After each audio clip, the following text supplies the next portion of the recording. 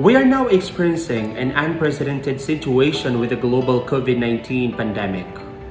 It's really devastating that our actions have been limited, especially in reaching out to our students. Nevertheless, we must still stand tall and must not confess despair or defeat, as what William Ernest Henley once said in his poem entitled Invictus, and I quote, "My head is bloody, but I'm bowed." My sincerest courtesy to the Mindanao State University System President, Dr. Habib Watamama Makaayong, to the Vice President for Academic Affairs, Dr. Alma Ibrawa, to the MSU Marawi Campus Vice Chancellor for Academic Affairs, Dr. Florencio D. Recoleto Jr., to the Dean of the MSU Marawi Graduate School, Dr. Minumbao Ramos Mayo, to the Deans of the 9 participating colleges under the flagship of the Mindanao State University Graduate School, we have the Dean of the College of Agriculture, Professor Rashid M. Baca, Dean of the College of Education, Dr. Jamela Montia D. Sari, Dean of the College of Health Sciences, Dr. Naima D. Mala, Dean of the College of Public Affairs, Dr. Violeta H. Ingracia, Dean of the College of Natural Sciences and Mathematics, Dr. Henry P. Arenga, Dean of the College of Social Sciences and Humanities, Professor Elena M. Tabanao, Dean of the College of Sports, Physical Education and Recreation, Dr. Hendely Adlawan, Dean of the College of King Faisal Center for Islamic, Arabic, and Asian Studies, Dr. Abdul Kader M. Ayo, Dean of the Institute of Science Education, Dr. Bartolome L. Cagas, other university officials, faculty and staff, students, Assalamualaikum warahmatullahi ta'ala wabarakatuhu. Welcome to the first of its kind virtual orientation of the Mindanao State University Marawi Graduate School. To formally start our virtual orientation, ladies and gentlemen, I will call on Professor Jashim Abdul Rahman as he induces our deep reverence to the Almighty Creator, Allah Subhanahu wa Ta'ala. This will be followed by the multimedia presentation of our Philippine national anthem as we pay allegiance to our country.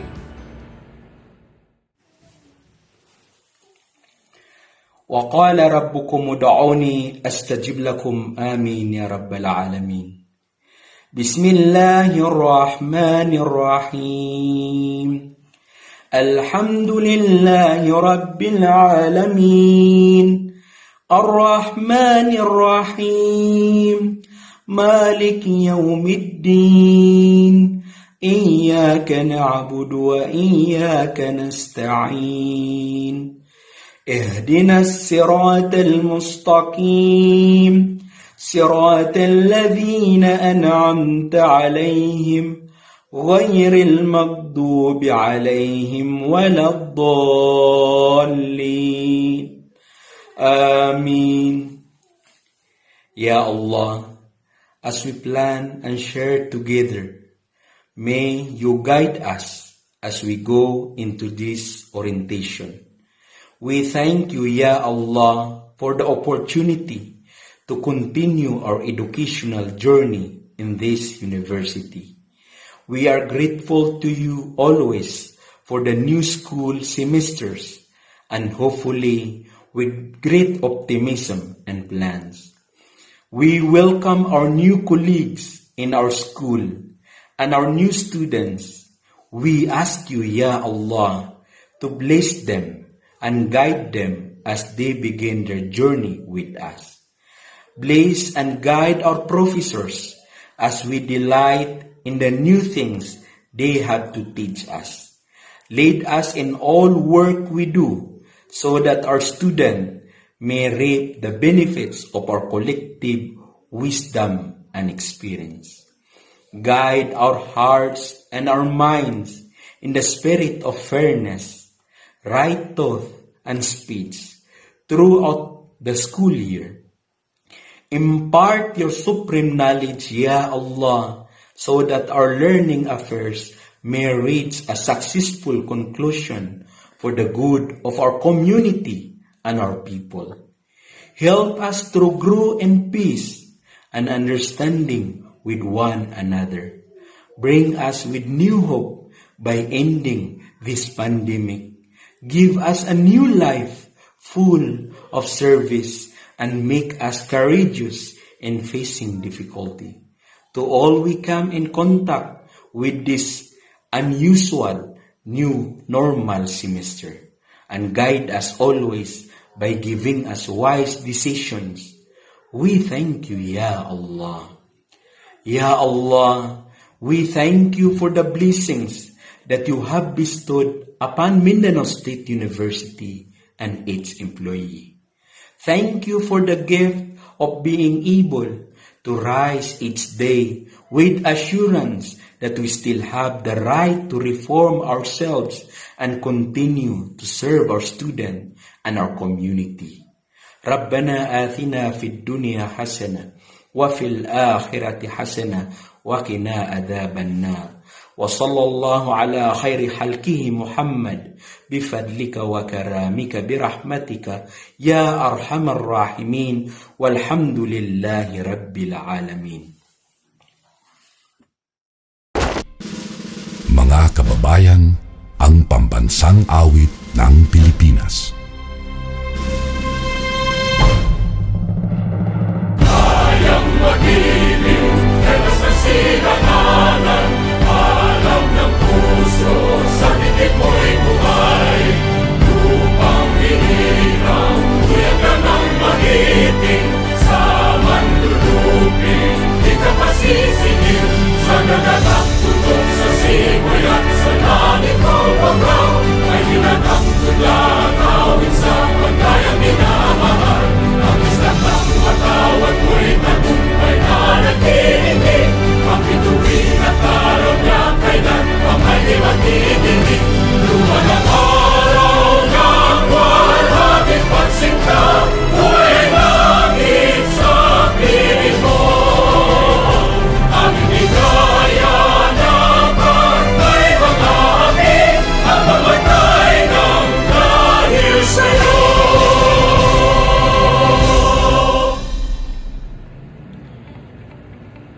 To give us his opening remarks, ladies and gentlemen, I will call on our very own Dean, I must say, the wind beneath the wings of the Mindanao State University Graduate School, no less than Dr. Minombao Ramos Mayo. Assalamualaikum warahmatullahi ta'ala wabarakatuh. Our compassionate and dynamic MSU System President and at the same time, the Chancellor of the main campus, Dr. Habib W. Makaayong, and his better half, Madam Pamela Rehana D. Makaayong, the Vice President for Academic Affairs, Dr. Alma E. Biroa, the Vice President for Admin and Finance, Attorney Jamaluddin A. Basar, the Vice President for Planning and Development, Professor Rasid Baka, the Vice Chancellor for Academic Affairs, Dr. Florencio D. Recoleto Jr., the Vice Chancellor for Research, Extension and Development, Dr. Teresita O. Poblete, the Vice Chancellor for Admin and Finance, Attorney Saaduddin Alawiya Jr., other system and campus officials, deans of the 9 colleges, chairperson of the 9 participating colleges, faculty and staff, students, good morning. Welcome to the MSU Main Campus Graduate School Center Orientation 2020.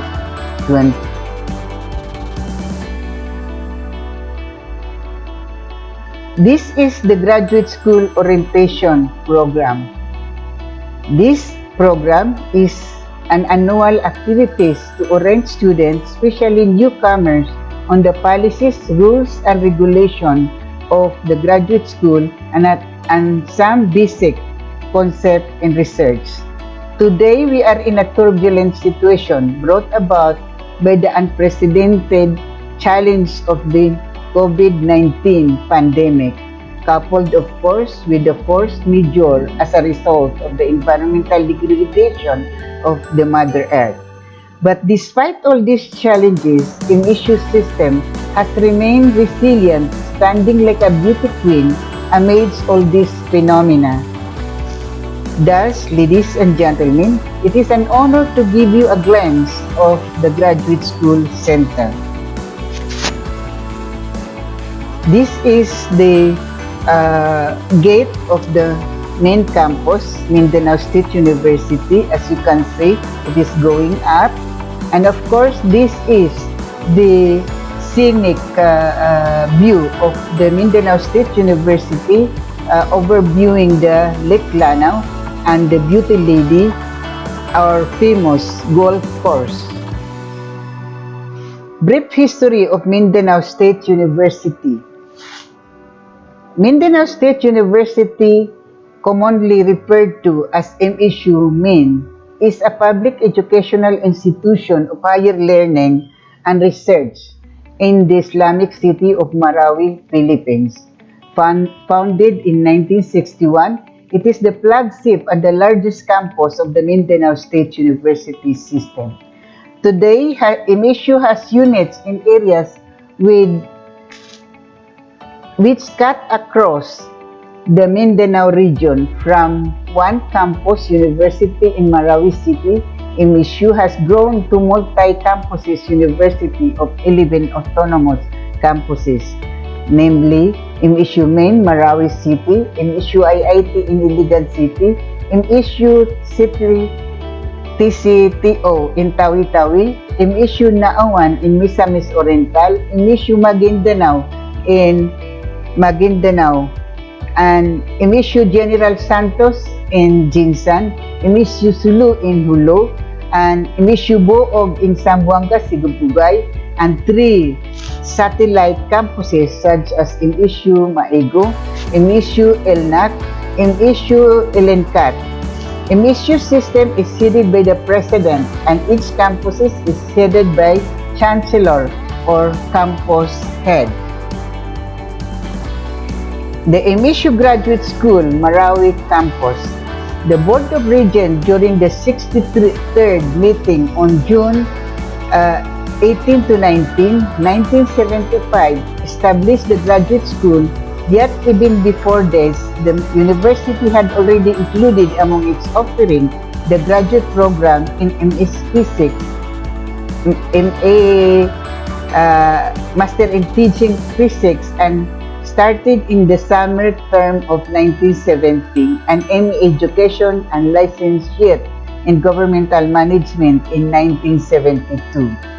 The graduate school supervised the graduate program of the university in full cooperation and coordination with the participating unit. As of school year 2010 to 2011 up to this present, there are 9 participating colleges in the graduate school, namely College of Agriculture, College of Education, College of Health Science, College of Sport, Physical Education and Recreation, Institute of Science Education, College of Social Sciences and Humanities, College of Public Affairs, College of Natural Science and Mathematics, King Faisal Center for Arabic and Asian Studies. The vision of MSU Graduate School is MSU Graduate School aspires to the world-class university in 2020 through efficient, effective, and innovative instruction with competent, informative, and challenging research, and available, improving, and expanding extension services to the people of the Minsipala region. The mission of the graduate school is committed to be a leading academic unit of MSU in the promotion and development of advanced higher education in various disciplines at par with global standard. to develop human resources for nation building through advanced instruction, research, and professional growth, to ensure advanced competitive and adequate research extension work, to produce quality students that are globally competitive, to sustain a state-of-the-art informative research output by both faculty and students, to encourage best-in-class and enhance adequate support infrastructure, and to hold the value of transparency, excellence, and prominence. Another goal is provide quality graduate education through excellent educational environment, produce globally competitive students and faculty, improve and enhance updated facility, promote quality assured advanced education in program, and aim to become a self-reliant institution. The objective of MSU Graduate School is first, to prepare students for functional and productive research in various educational disciplines, to enhance competencies in teaching, public administration, community development, educational management, sport, nursing, social sciences and humanities, agriculture, mathematics and natural science, Islamic and global studies, peace and science education.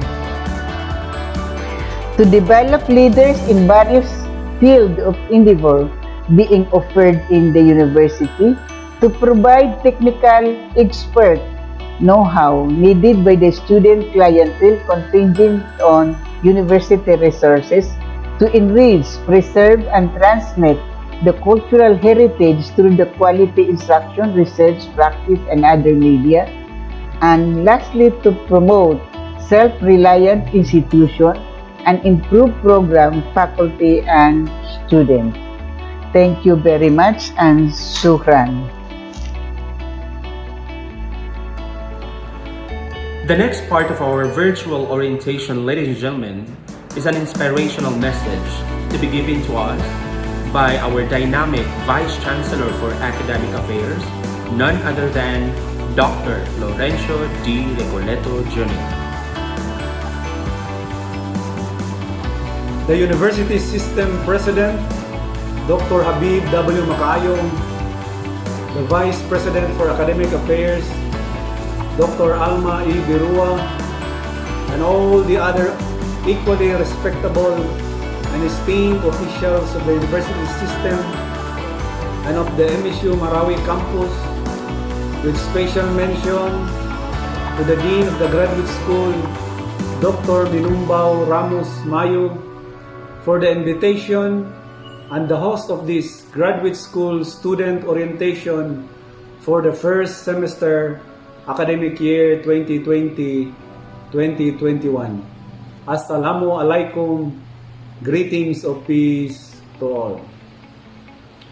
To our dear graduate studies students, one of the greatest leaders of our time, Nelson Mandela of South Africa, mentioned that a winner is a dreamer who never gives up. The graduate school student orientation is a crucial activity because here our masteral and doctoral students need to know three major reminders. First, know that as of the moment the world is reeling with catastrophes, there is the virulent COVID-19 virus that is causing havoc in almost all countries. In fact, our own country has not been spared by the novel coronavirus, with nearing 500,000 recorded cases, and on top of that, we have been having near cataclysmic typhoons, earthquakes, and volcanic eruptions. It seems humankind, especially us Filipinos, have become very susceptible to all forms of maladies. However, be reminded that as MSUans, we are branded with patience, perseverance, and resilience. You being resolved to enroll this semester and sacrificing to pursue your dreams of becoming full-fledged professionals despite all the problems hurled on you by the universe is a character worth commending and building up. You are a winner, a dreamer who never gives up. Second, know that the sacrifices that you are confronted with and will be encountering as you hurdle the graduate school journey are ordinary rigors and challenges meant to toughen you up. For instance, there is research. No graduate school will withstand the test of academic excellence without any evidence of transforming knowledge to its practicable usefulness. To further its growth and welfare, our communities depend on the contributions of your research, including your inventive, innovative, and extension activities. In the pursuit of becoming global citizens who are driven to elevate the conditions of their local communities, you have to become wise researchers, because winners must act to make dreams a reality. Third, know that the shortcuts may be easy roads to get to your dream destinations. However, success does not happen by accident. High achievements are earned by the silent eloquence of hard work. You can have all the patience, perseverance, and resilience in the world, but without appreciating the value of hard work, all your efforts are in its truest sense meaningless. You can have your dream jobs and possessions, your dream salaries, your dream material possessions and accolades, but these shall be cotton candies that temporarily give you the sugar rush, but will never be satisfying to your soul. As graduate study students, know that your education is more than a degree or a diploma. Look around you. In MSU, you are already seeing winners who were once dreamers, who never gave up on their dreams. May you be inspired by their example. Thank you, stay safe, and see you soon. Thank you so much, Dr. Florencio D. Ricoleto Jr., for that very inspiring words of wisdom. This new educational platform is far different from the mainstream educational setting, the face-to-face learning. And undeniably, none of us here in MSU did not experience troubleshooting internet connectivity just to attend to our classes. Alhamdulillah, MSU Marawi is really committed to providing students and faculty the best options for the smooth delivery of the lessons, the asynchronous and synchronous classes. So to enlighten us on this flexible learning option, ladies and gentlemen, may I call on the dynamic Vice President for Academic Affairs, Dr. Alma E. Beroa. In the name of God, the most merciful, the most beneficent. Assalamu alaikum. Our respects and greetings of peace to all of you. To our University President, Dr. Habib W. Makaayong, Madam First Lady Rihanna Makaayong, fellow officials, Executive Vice President, Dr. Makabangkit Ati, Vice President for Administration and Finance, Attorney Jamaluddin Basar, Vice President for Planning and Development, Professor Rashid Paca, Vice Chancellor for Academic Affairs, Dr. Florencio Ricoleto, Vice Chancellor for Research, Extension and Development, Dr. Teresita Poblete, Vice Chancellor for Administration and Finance, Attorney Saaduddin Alauya Jr., deans, directors, fellow faculty, fellow alumni, staff, students, magandang umaga po sa lahat. My task this morning is to share with you flexible learning options that we are using for the first semester academic year 2020-2021. With COVID-19 pandemic, our world was changed upside down. We need to change paradigms, to change mindsets. While COVID-19 is a public health issue, it has affected almost every area of our lives. Economically, socially, politically, and all the other significant areas on how we live. With schools closed to students physically, we have to adapt to so many changes. As educators, there are many things we need to learn and many things to unlearn. Literally, I feel dizzy just to cope, but cope we must. Both for teachers and students, not only the modality has changed, but so many terminologies to learn. We need to learn fast. Online teaching means connectivity issues, gadget issues, time issues. We need to understand about distance learning, online teaching methods, online teaching strategies, online teaching technologies, online teaching tools, modules, video lectures, presentations, and 101 things that we need to think about. Certainly, it is not easy. And so, ladies and gentlemen, we came up with guidelines, 22 pages, including objectives, terminologies, flexible learning options, blended learning, assessment guidelines, health protocols, with its accompanying implementation rules and regulations. I will not consume all the time for today's orientation. Instead, I will just share with you the rationale for the guidelines for flexible learning options, and just encourage both faculty and students to read the guidelines as well as the implementing rules and regulations.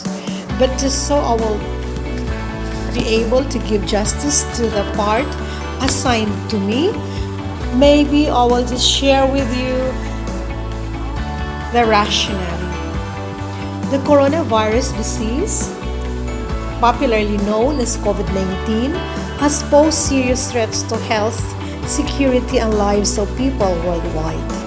The Philippine government responded to this crisis through the issuance of Presidential Proclamation Number 922, Series 2020, which declared a state of public health emergency throughout the Philippines due to the coronavirus disease 2019.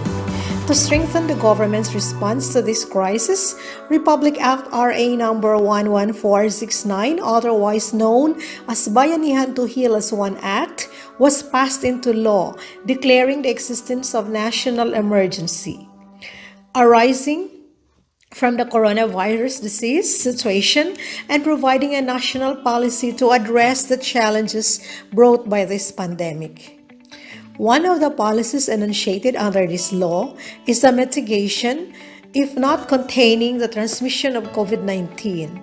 Parallel to this policy, the Commission on Higher Education issued advisories in which the adoption of the flexible learning options and other health, safety, and preventive measures against the spread of COVID-19 have been defined so that the health of students, faculty members, and staff can be protected. In preparation to the shift to new normal due to spread of virus, universities and colleges are advised by the Interagency Task Force to prepare the flexible learning options protocol to decongest the classroom. And so, in compliance with social distancing and other health protocols described by the IATF, the Mindanao State University is determined to continue to provide quality and innovative education amidst the pandemic, with access and equity for all students. Through the MSU Flexible Learning Options Committee, issued by the President with Special Order Number 344, Series of 2020, is created to formulate guidelines in preparation of the implementation of flexible learning options in compliance with the foregoing regulations and advisories. So I would like to acknowledge, of course, the members of my team in the crafting of the flexible learning options guidelines and also the implementing rules and regulations. Of course, yours truly as chair, and Vice President Professor Resid Paca as Vice Chair. And for members, we have Vice Chancellor Florencia Recoleto, Vice Chancellor Attorney Saaduddin Alauya Jr., Attorney Renato Pacaldo, Director Professor Minerva Samina Naga, Director Professor Ronald Selvosa, Dean Professor Maimuna Asum, and Professor Annabel Valdez. These are all the members of my committee. And I also would like to acknowledge that the Mindanao State University has for its purpose on the implementation of the flexible learning options. The administration of the Mindanao State University main campus recognizes the need to continue fostering quality education amidst COVID-19. So these roles therefore govern the implementation of flexible learning modalities and conducting classes and other academic-related activities during this first semester. As well, the administration of the MSU ensures that the university continues to provide quality education in all levels without compromising the health, safety, and preventive measures against the spread of COVID-19, so that the health and well-being of all is ensured. The university continues to achieve quality assurance and the delivery of knowledge and skills development, and shall continue to enhance the educational quality through effective and efficient mechanisms, processes, and tools in carrying out the different academic programs as well as other functions of the university. Thus, the modalities in the delivery of classes is that there shall be strict adherence of the preventive measures and health protocols, which includes but not limited to physical distancing, avoiding large gatherings, and wearing of face mask. The MSU main campus shall adopt the blended learning approach, but at this point, no face-to-face classes can still be allowed. So, there shall also be administration of examinations and assessments. There are rules on the learning management system. There are guidelines and rules on how the lectures and learning materials can be prepared and delivered to our students on distance learning modality. In closing, ladies and gentlemen, friends, the Mindanao State University system, as some campuses also adapted these guidelines and implementing rules and regulations, will continue to work towards quality outcomes-based education. I know there are many difficulties, many challenges. We will be frustrated, we will be disappointed at times, but let us try to be kind at all times, to be more caring and more understanding. No shaming, no bashing. Finally, I wish to acknowledge the sacrifices of our own professors, our own teachers, the sacrifices of parents, the sacrifices of our students. We hope all this will not be in vain.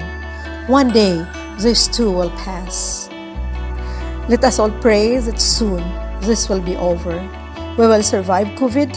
We heal as one. Maraming salamat po sa inyong lahat. God bless us all. Thank you. Thank you so much, Dr. Alma E. Beroa, for that thorough discussion on the flexible learning options. Alright, so at this point in time, ladies and gentlemen, the chairpersons of the 9 participating colleges will present to us the respective colleges together with their faculty members and students. This will be the order of the presentation. College of Agriculture, chaired by Dr. Nida A. Ilupa. College of Education, chaired by Dr. Arlene Butones. College of Health Sciences, chaired by Dr. Salma Bashir. College of Public Affairs, chaired by Professor Suraida B. Ali. College of Natural Sciences and Humanities, chaired by Dr. Salma N. Marhumsar. College of Social Sciences and Humanities, chaired by Dr. Grace S. Rafal. College of Sports Physical Education and Recreation, chaired by Dr. Miriam P. Aman. College of King Faisal Center for Islamic, Arabic, and Asian Studies, chaired by Professor Widad R. Minudar. Institute of Science Education, chaired by Professor Jocelyn P. Aman. To begin with, we have the chairperson of the College of Agriculture, none other than Dr. Nida A. Ilupa. Vice President for Academic Affairs, Dr. Alma E. Berua. Vice Chancellor for Academic Affairs, Dr. Florencio D. Recoleto Jr. Dean of the MSU Marawi Graduate School, Dr. Minumbao Ramos Mayo. Chairpersons and students of the different participating colleges, speakers, guests, ladies and gentlemen, good morning. Let me present to you the faculty members of the College of Agriculture graduate degree programs, Master of Science in Farming System and Master of Science in Animal Science. To start with, we have Dr. Bagani S. Makabalang, a lecturer. Took his diploma in agricultural technology at MSU Main Campus 1971, Bachelor of Science in Agriculture, major in plant pathology, minor in crop science at Araneta University Foundation 1982, Master of Science in Agriculture, major in plant pathology, minor in crop science at Central Mindanao University in 1988. And a PhD in Agriculture, major in Plant Pathology, minor in Crop Science and Plant Physiology at Central Mindanao University in 1998. Next is Dr. Otengi M. Masnar, another lecturer. Took his BSA Agronomy at MSU Main Campus in 1976, Master of Science in Horticulture at UP Los Baños in 1981, and a PhD in Horticulture at UP Los Baños in 1988. Dr. Amer I. Kumadag is a BSA Agronomy graduate of Lanao Agricultural College in 1979, MSA Agronomy at Araneta University Foundation in 1985, PhD Crop Science at Central Luzon State University in 1995. Dr. Emma M. Sabado is a BSA Agronomy of the MSU Main Campus in 1981. Took her MS Entomology at UP Los Baños in 1987 and PhD Entomology UP Los Baños in 1997.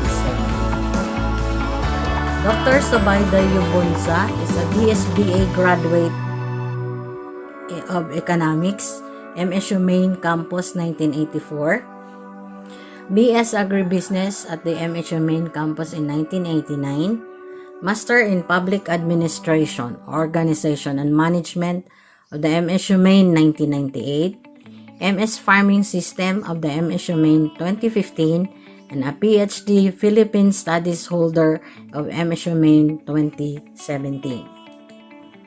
Dr. Celeste N. Querejero is a BSA Agronomy of Bicol University 1977. Took her MS Crop Science major in horticulture at Central Luzon State University in 1986. A PhD in Crop Science major in horticulture also at Central Luzon State University in 2007.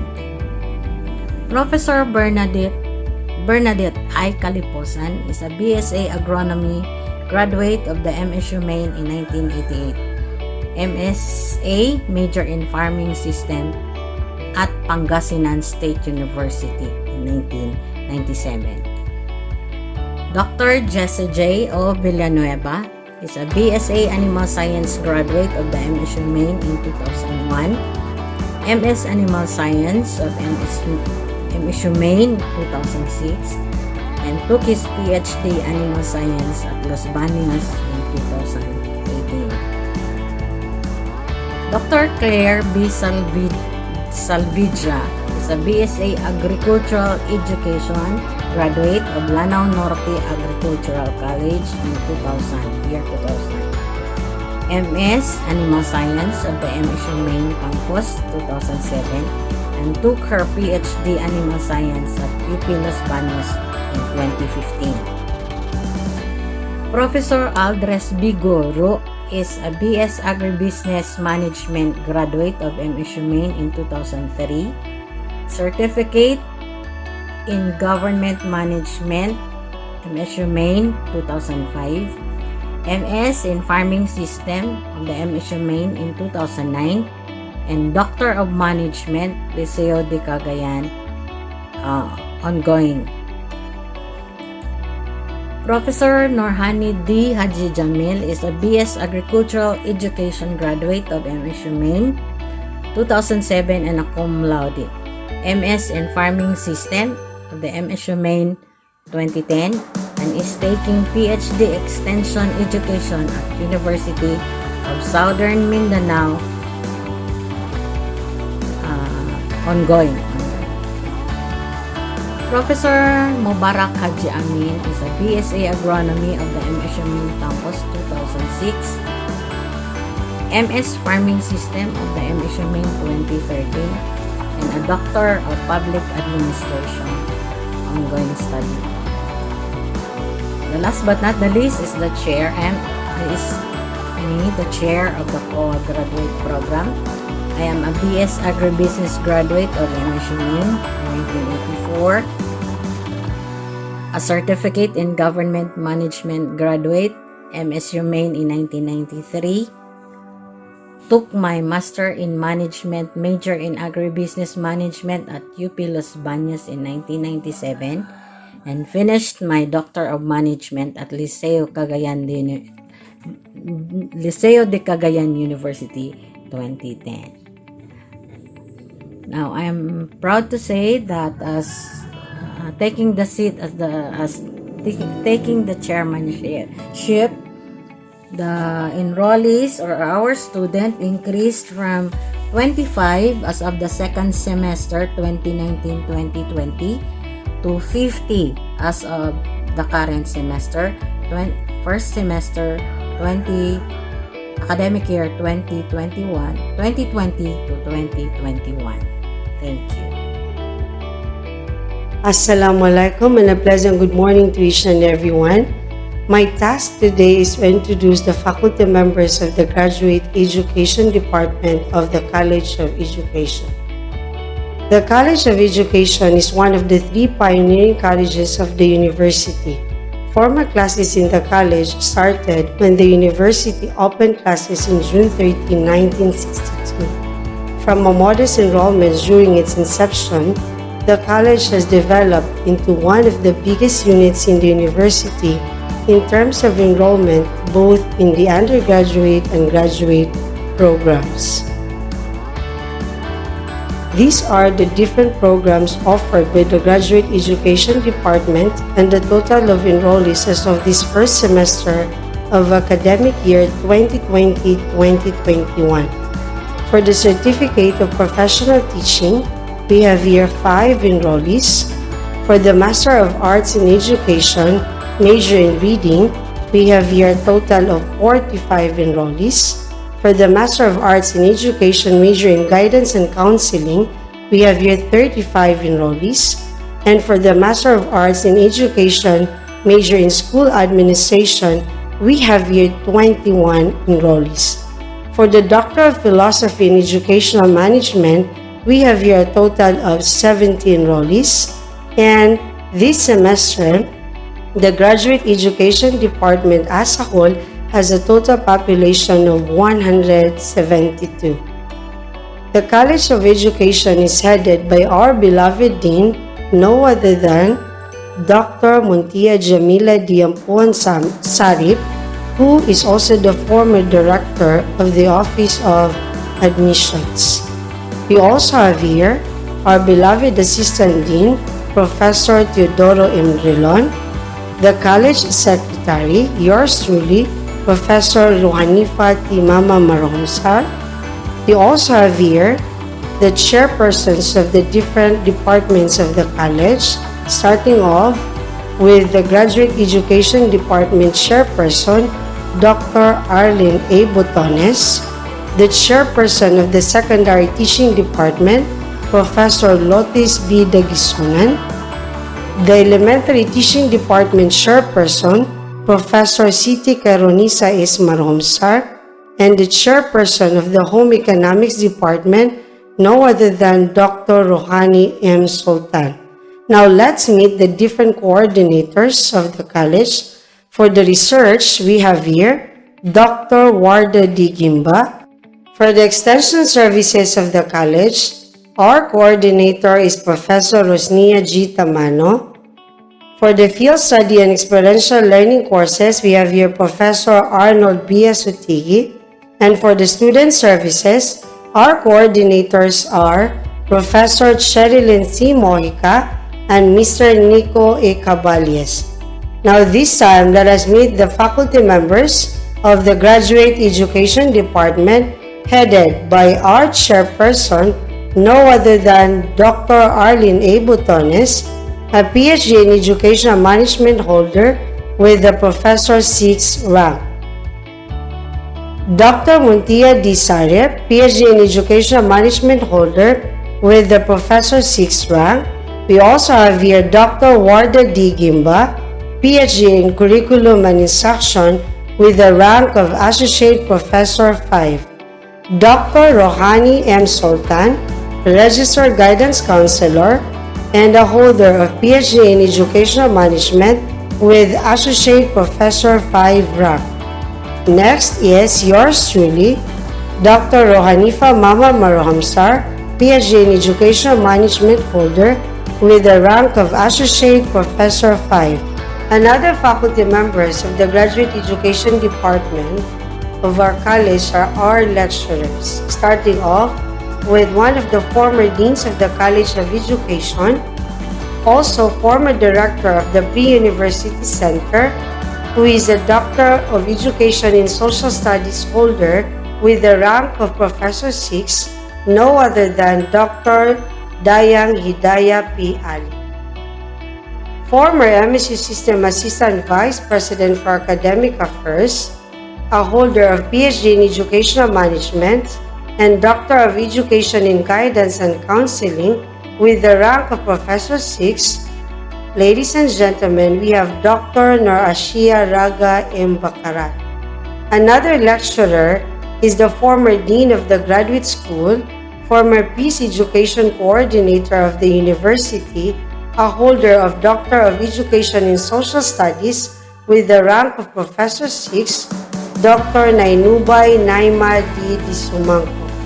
Another former Dean of the College of Education, who is a holder of PhD in Science Education major in Biology with the rank of Professor 6, we have Dr. Pindililang B. Gunting.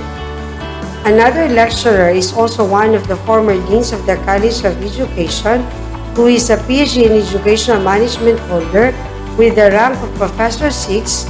We have Dr. Erlinda Hamida Olakasan. And lastly, we have the former University Registrar, who is a PhD in Science Education, major in Biology holder, and who has also completed academic requirements in the Doctor of Public Administration, no other than the former University Registrar with the rank of Professor 6, Dr. Ibrahim D. Mangundato. So those are the faculty members of the Graduate Education Department. Now this time, we have here their academic staff, no other than Ms. Jawahir D. Sarip, a passer of the licensure examination for teachers and is currently also taking her master's in public administration.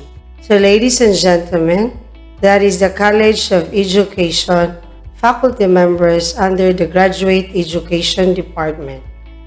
So this is the College of Education family. Thank you so much for listening. This is Professor Rohanifa Mama Maromsar, College Secretary of the College of Education. Once again, thank you so much. That the CHS will be a help to our students navigate the process and ensure a successful start of their new normal college experience at the College of Health Sciences, especially for our freshman students. With our virtual orientation today, I hope that everyone will have a good internet connection so that you can listen well on our pre-recorded policies, rules, and the vision, missions, goals of the College of Health Sciences.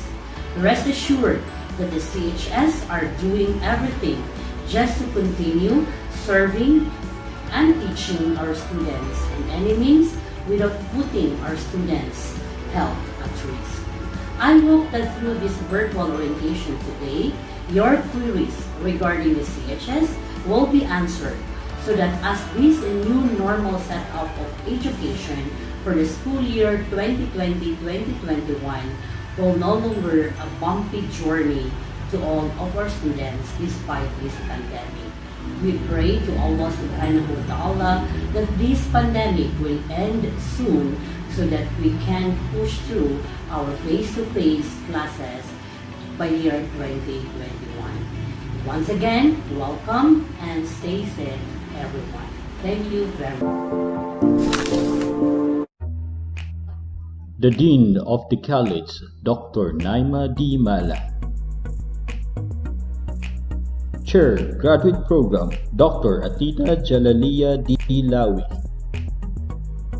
Chair, Undergraduate Program, Dr. Salma M. Bashir. Secretary, Jonaid M. Sada. Coordinator in Review and University Intellectual Assessment Team, Concurrent SC Advisor, Professor Hamdoni K. Pangandaman. Research Coordinator, Dr. Ashley Bangkola. Extension Coordinator, Annie M. Mero. Clinical Coordinator, Raquel D. Macarambon. Linkage Officer, Muhammad Ryan L. Diamla. Special Assistant, OBPAA, Dr. Sensha M. Filipinas. Special Assistant, OVCAA, Randy Ayan F. Gallego. Level 4 Coordinator, Romanov M. Rakin. Amna C. Sharif. Level 3 Coordinator, Jamal Tango P. Alawiya. Suhaini M. Muslim.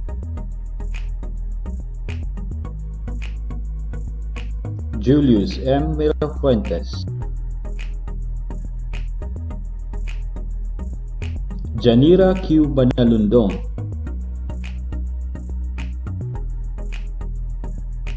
Donabel L. Abdullah.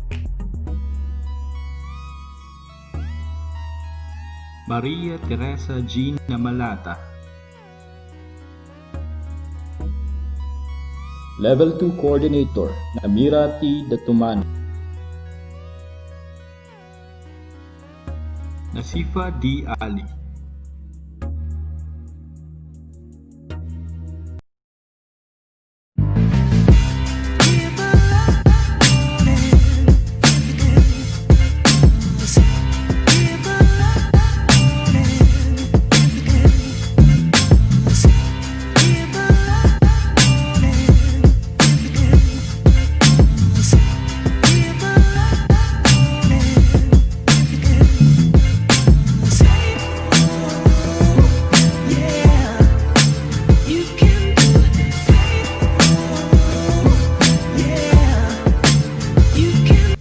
Since its formal inception in 2004, the Graduate Studies Department have offered graduate curricular programs in public administration and community development. The department have continued to live with its mission to produce highly capable, pro-people, and innovative graduates to efficiently and effectively man public entities and non-government organizations as vehicles for the sustainable socio-economic development of Mindanao through the offering of relevant programs in graduate level, instruction, research, and extension that are responsive to prevailing societal demands. The Graduate Department Studies have offered graduate curricular programs in public administration and community development that have produced administrators who are competent, public service-oriented, innovative, and imbued with high ethical standards. With much pride and honor, may I present to you the faculty force of the Department of Graduate Studies of the College of Public Affairs.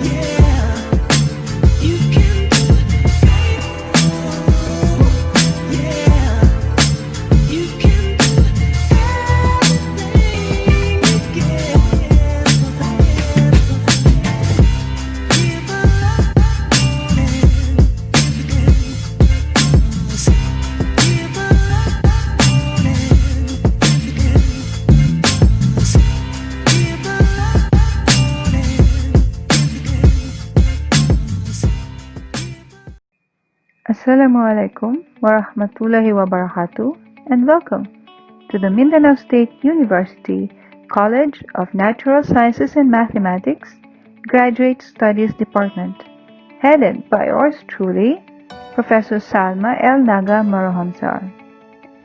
The CNSM offers Master of Science degrees in Biology, Mathematics, and Physics, as well as a Doctor of Philosophy degree in Mathematics and a certificate in statistics. CNSM graduate students can avail of the Graduate Teaching Assistants or of the new DOST Strand Scholarship. Graduate Teaching Assistants are graduate students who are employed as teachers in the department. Ms. Alfaro, Mr. Dorig, and Ms. Intod are all MS Math students and teachers in the Mathematics Department. The Mindanao State University has been added by the Department of Science and Technology to its consortium of schools allowed to offer postgraduate scholarships in the fields of science, Technology, Engineering, and Mathematics. The agency's Science and Technology Regional Alliance of Universities for Inclusive National Development Consortium is aimed to make generous scholarships available to budding young scientists and researchers in the countryside.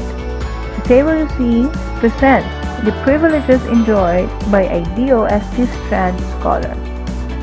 At present, the CNSM has 49 DOST scholars and an additional 10 enrolled students are still awaiting approval of their application.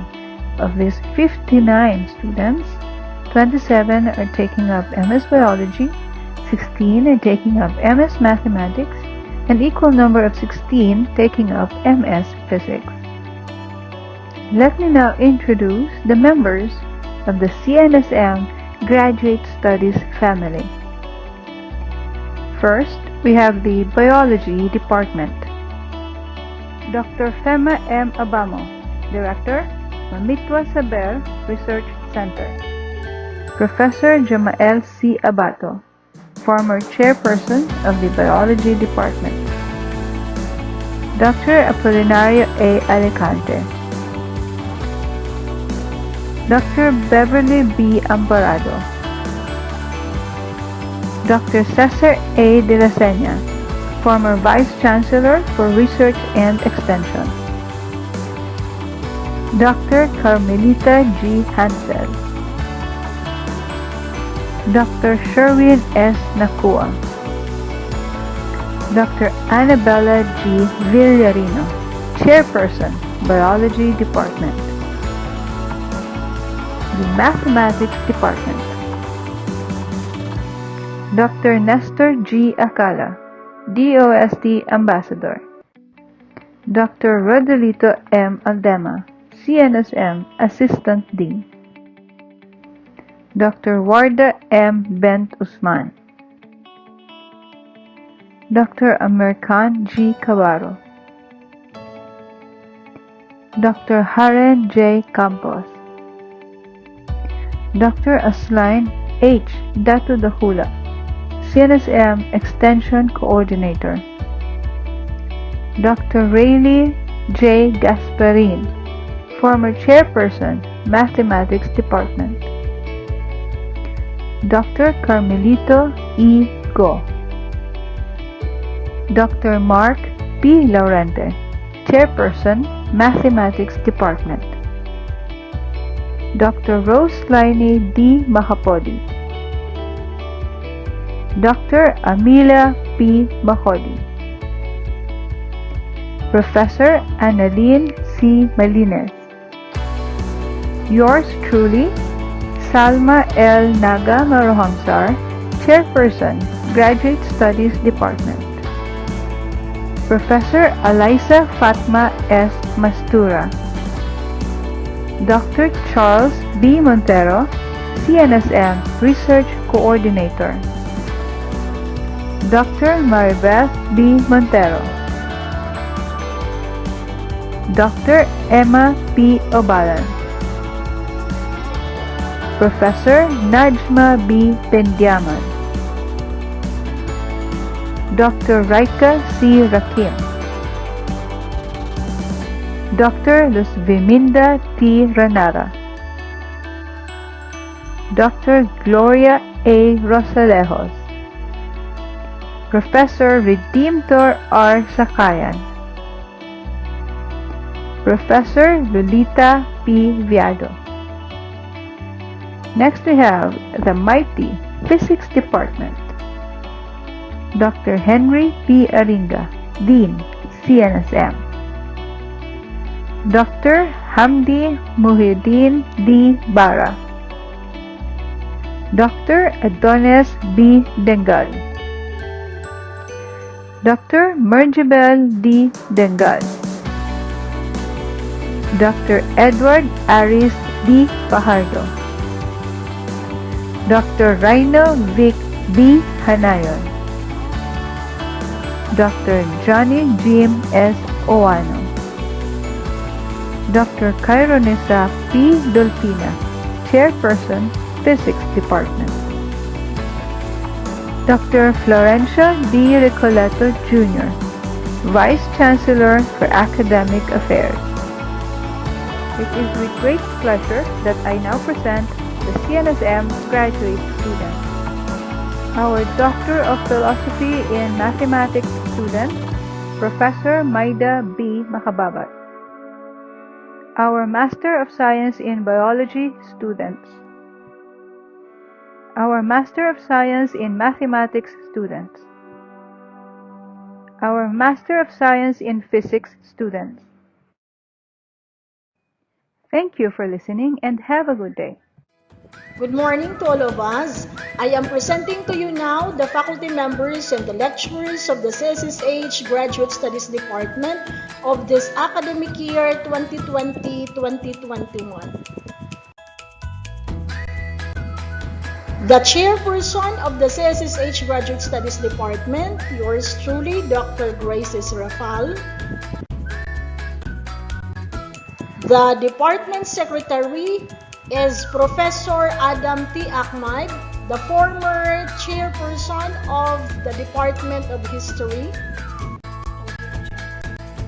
The support staff, Mr. Sharif M. Sirad.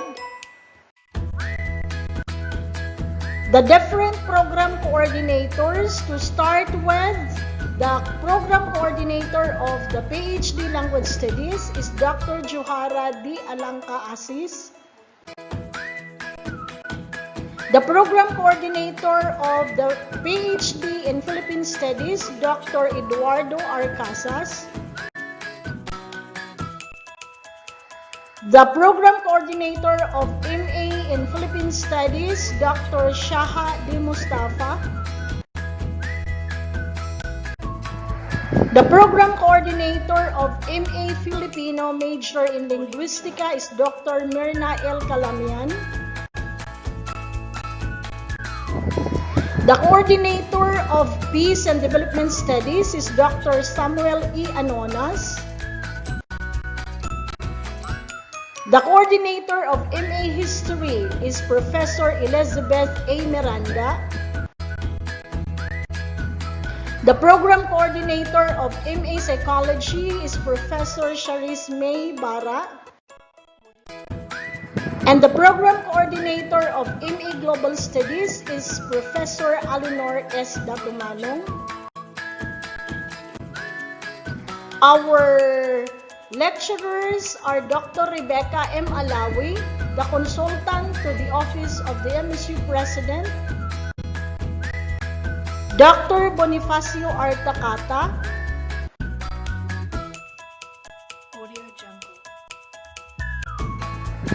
the faculty force of the PhD in Language Studies are Dr. Johara D. Alangka Asis, yours truly, Dr. Grace Rafal, and Dr. Godaiva Eviuta Rivera, the former chairperson of the CSSH Graduate Studies Department.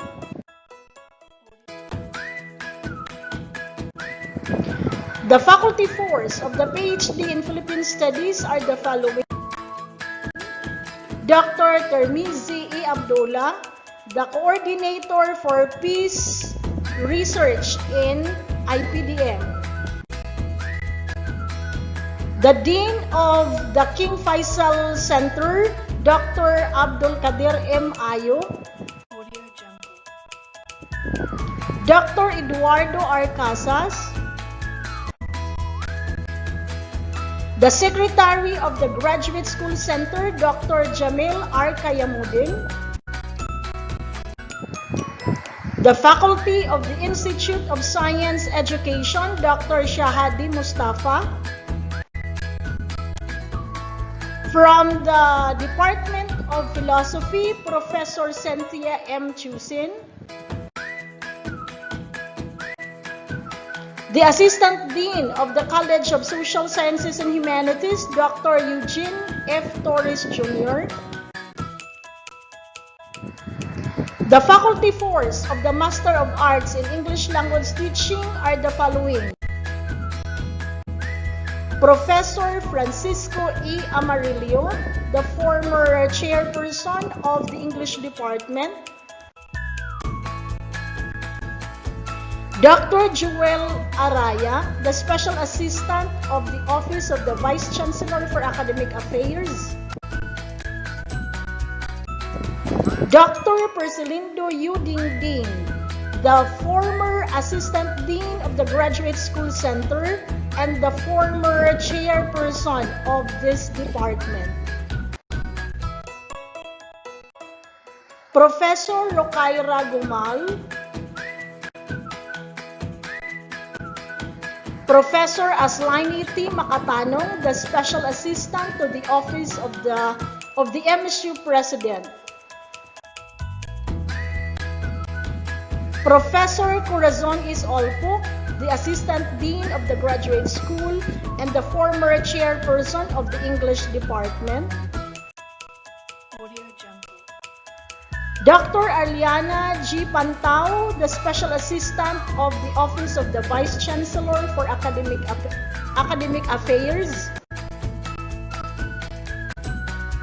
Yours truly, Dr. Grace Rafal. Professor Margie Saclote, the CSSH Research Coordinator, the former College Secretary of the CSSH, and the former Chairperson of the English Department. Professor Anvil Shamain A. Villanueva, the Special Assistant of the Office of the MSU President. Professor Surhaila El Yusuf, the Director of the Maranao Cultural Heritage Center, the former Chairperson of the Communication Studies Department. The faculty force of the Master of Arts in History are the following: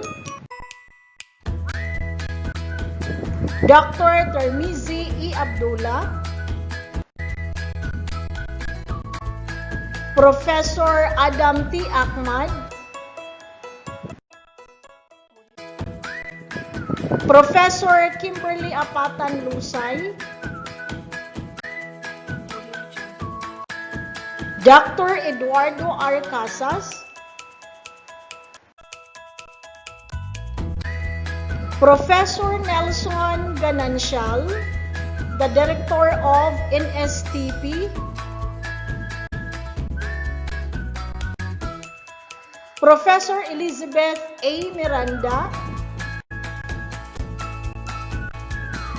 Dr. Bonifacio R. Takata. The men and women of the Master of Arts in Filipino are the following: Professor Angeletto G. Flores Jr., Dr. Merna L. Calamian, the former chairperson of the Filipino Department, Dr. Asisa E. Ilupa,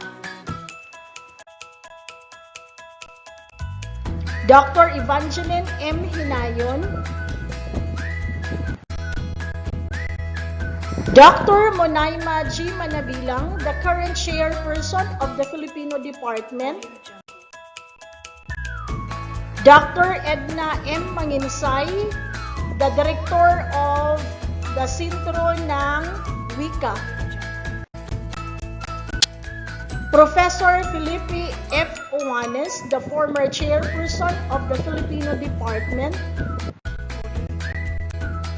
Dr. Amasita Israel, the former chairperson of the Filipino Department, the former secretary of this department, Professor Ermati Gutera, the former chairperson of the Filipino Department and the former secretary of this department. Professor Wilfredo M. Vinias, the former chairperson of the Filipino Department. And the faculty members of the Master of Arts in Philippine Studies are the following: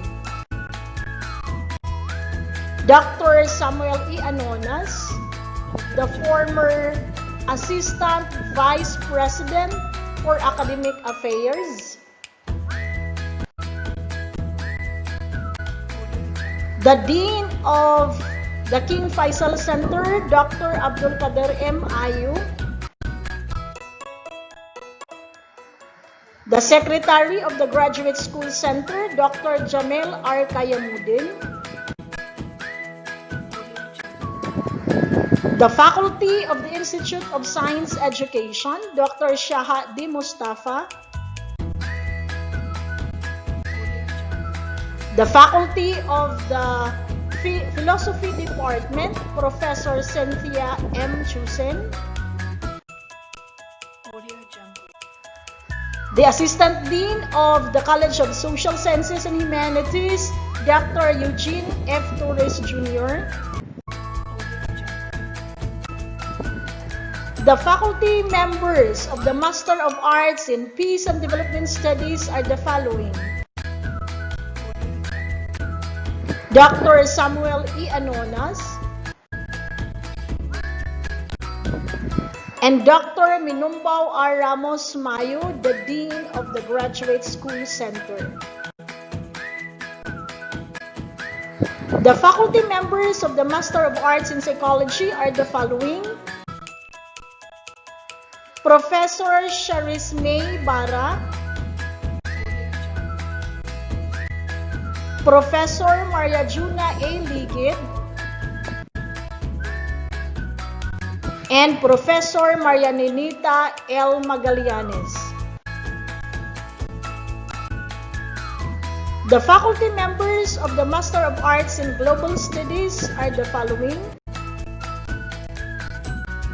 Dr. Samuel E. Anonas and Professor Alinor S. Datumano.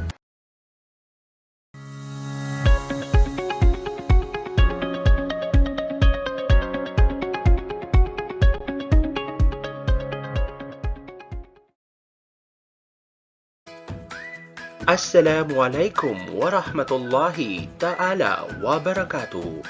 I am Nasif T. Makaslang from PhD Language Studies Program, the current president of the CSSH Graduate Studies Department, Student Council Officers.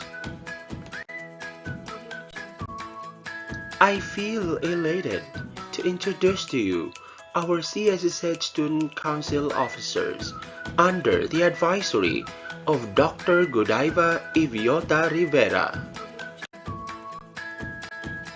Alright, to begin with, we have Professor Alamina R. Abdussalam, our PhD Language Studies candidate, the Vice President of the Council.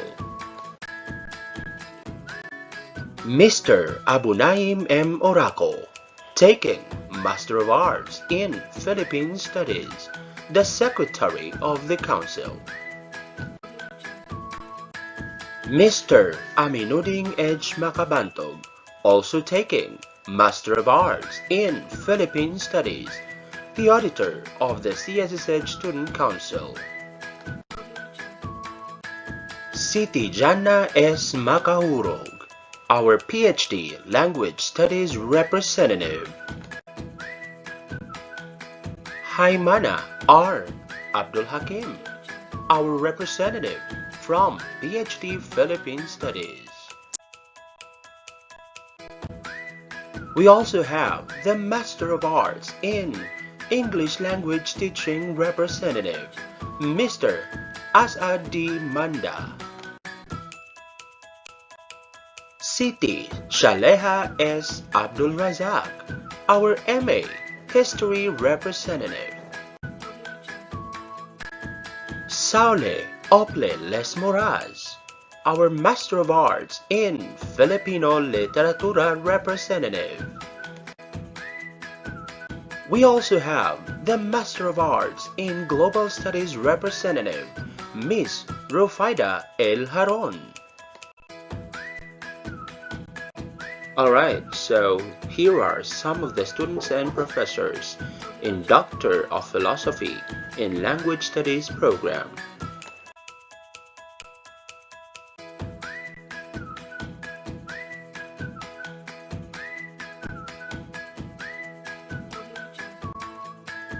We have also the active students and professors in Doctor of Philosophy in Philippine Studies. We also have the Master of Arts in Philippine Studies, Master of Arts in History, Master of Arts in Peace and Development Studies, Master of Arts in Global Studies. We have also some of the students and professors in Master of Arts in English Language Teaching, Master of Arts in Filipino Literatura, Master of Arts in Filipino Linguistica. We have also the last but never the least program, Master of Arts in Psychology.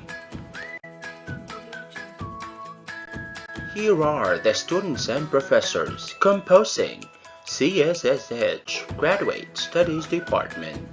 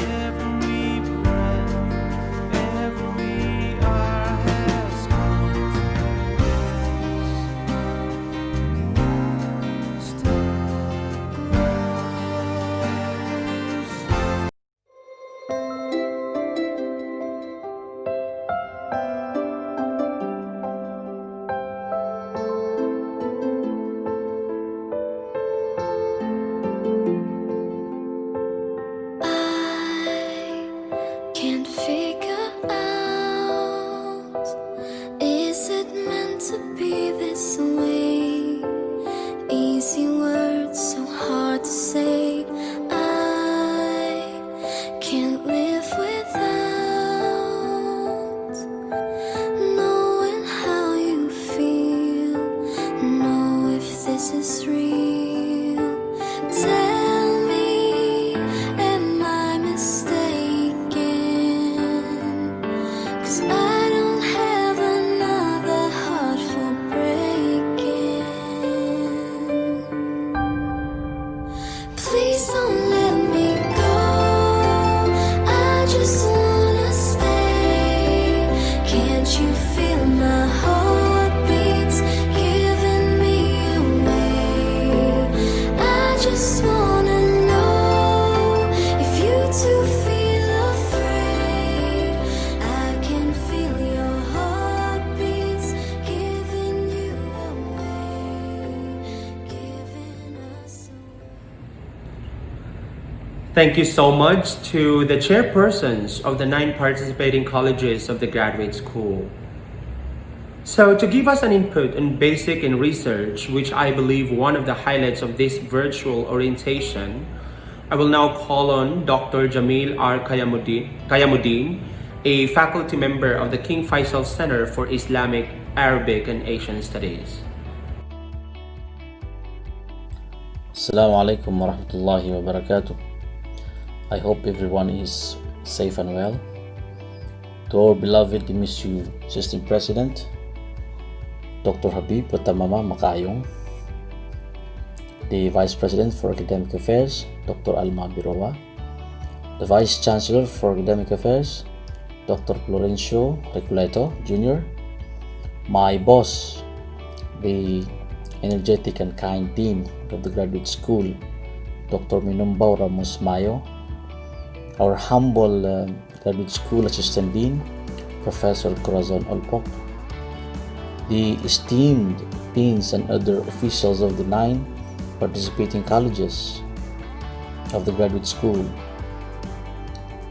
graduate studies chairpersons, graduate students, good day. I would like to begin my presentation with the words of these 2 authors, which can be treated as profound description of research. This is a saying by Paul Leedy and Jane Ormrod, 2 leading authors on research, in their book entitled Practical Research, Planning and Design. They say, in virtually every subject area, our knowledge is incomplete and problems are waiting to be solved. We can address the holes in our knowledge and those unresolved problems by asking relevant questions and then seeking answers through systematic research. This means that our research should be aimed at filling the gaps found in existing literature. It is used to advance knowledge and not to repeat other researches. These 2 authors are right when they say problems are waiting to be resolved because the society is full of social problems or phenomena, so that there is a need to examine these problems carefully.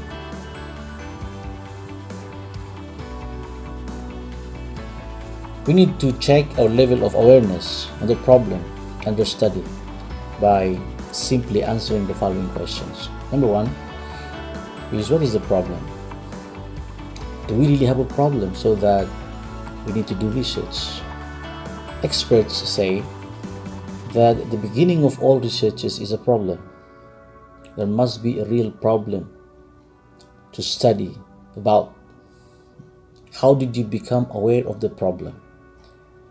The problem should be a real problem and should come from a reliable source,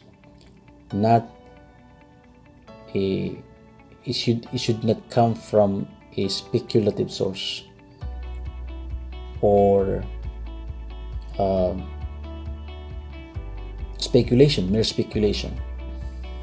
And why is it important to find a solution for it?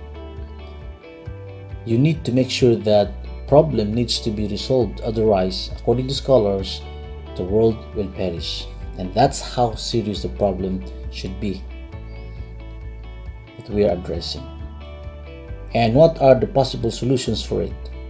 And this refers to the previous theoretical and or conceptual assumptions or models that have been attempted to resolve the same problem that you have in your research, which can be contextualized in the setting of your study. And what has so far been done about the problem? This refers to the review of related literature, which you need to conduct extensively in order to gauge the level of scholarship on the subject, and this will also help you to widen your horizon on the subject matter. And what remains to be done? And this refers to the identification of the gaps in the literature where you can situate or place your study, because we don't repeat other people's studies, but we need to advance other researches, because research is aimed at advancing knowledge and theory building. And the last question is, what am I specifically going to do about it? And this is where you need to look for remedies as a significant contribution of your research. Now, one thing that we need to learn and internalize as researchers is the use of research and how important research is in our lives and society. There are at least 3 uses of research. Number 1 is research reduces uncertainty, because in most cases people are uncertain on the occurrences of phenomena or problems in the society. They don't know the factors, challenges, and impacts or influences of various phenomena that might have occurred in their society or in our world.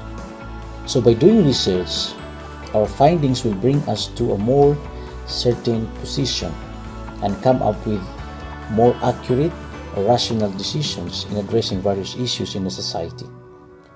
Number 2 is research helps focus decision making. People sometimes address issues in a random approach, using random approach based on hearsays and speculations.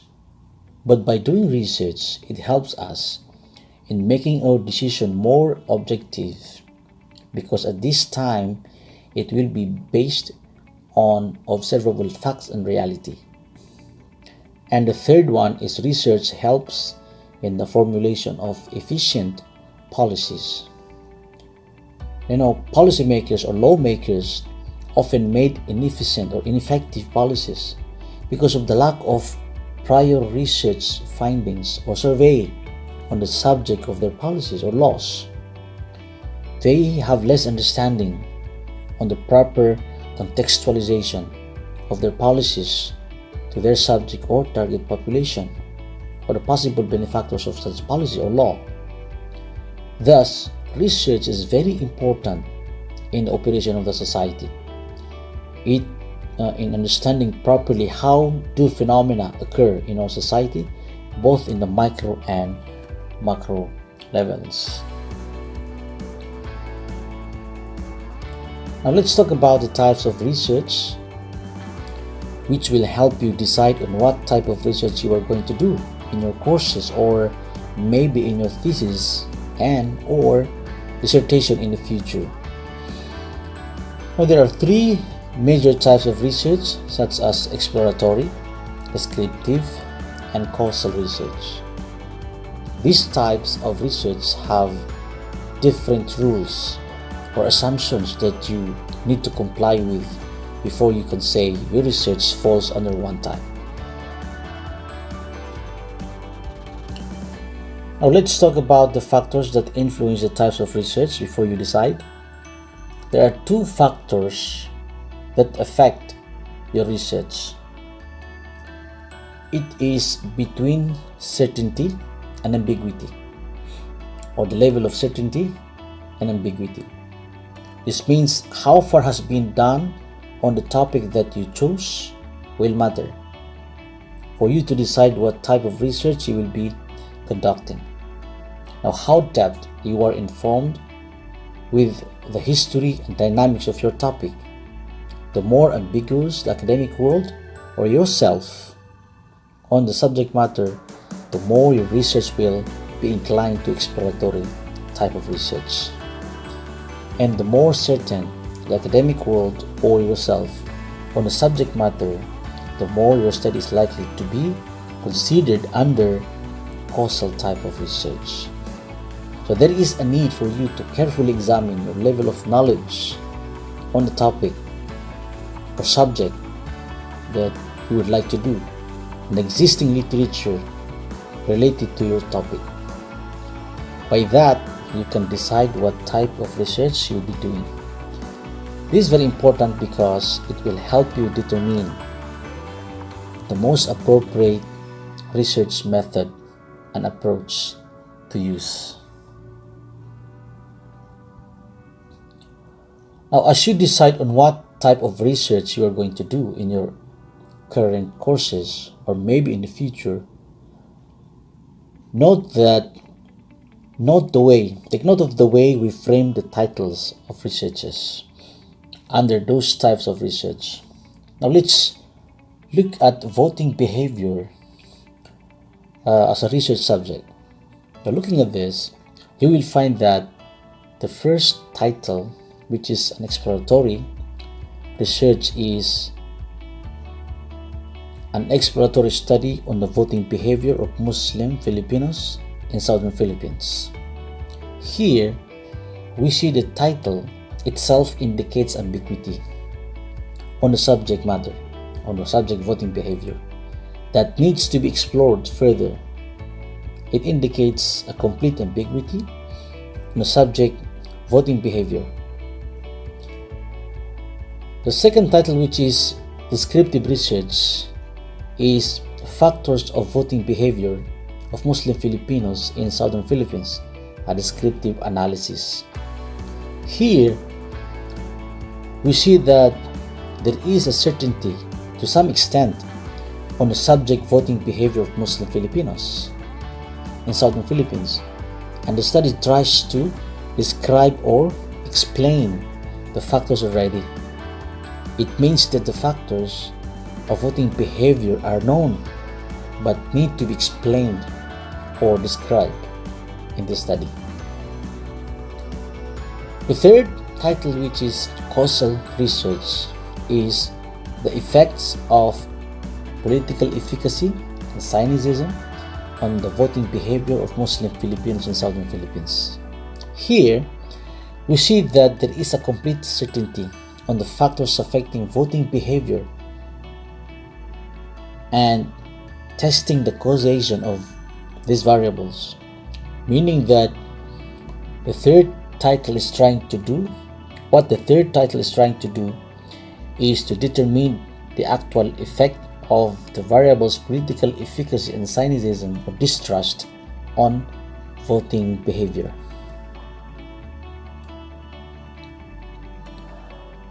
The next is the research cycle, or the steps in conducting research, which can be treated as domino effect, given its nature as closed system. Now, research begins with the research title or idea or topic, then introduction, then review of related literature, then theoretical and conceptual framework, then methodology, then findings or discussion, and the last one is summary, conclusion, and recommendation. This should be repeated in a way that in most cases, recommendation is taken as input in a new research. That is why we called the research process as closed system, because it has no ending. Now, the first step in the cycle is to come up with research idea, topic, or title. Now, for some tips in choosing the right title, your title must be catchy, okay? Catching the attention of the readers. and it must be relevant, useful. It must be useful across people, places, and times. It must be unique. It must be new research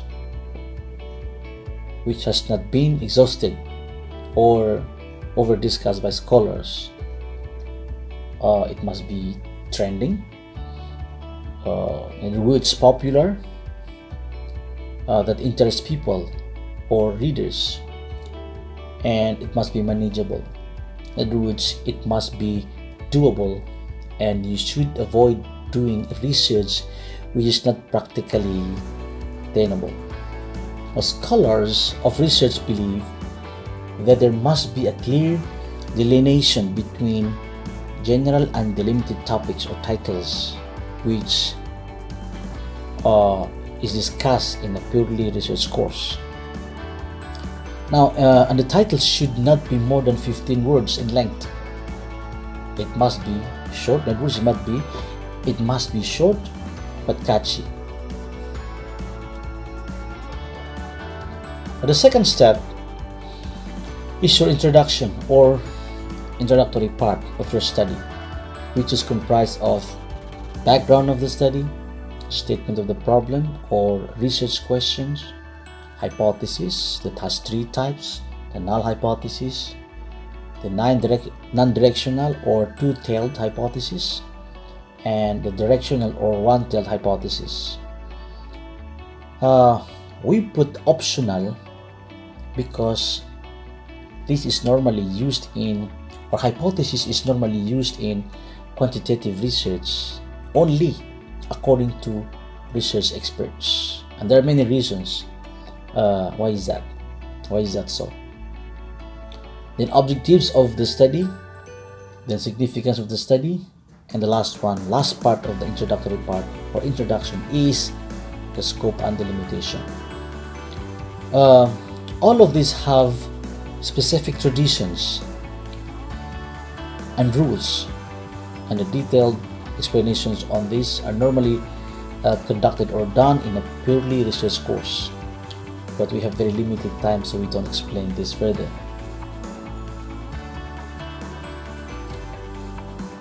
Now, the third step is the review of related literature, which is very important in doing an empirical research.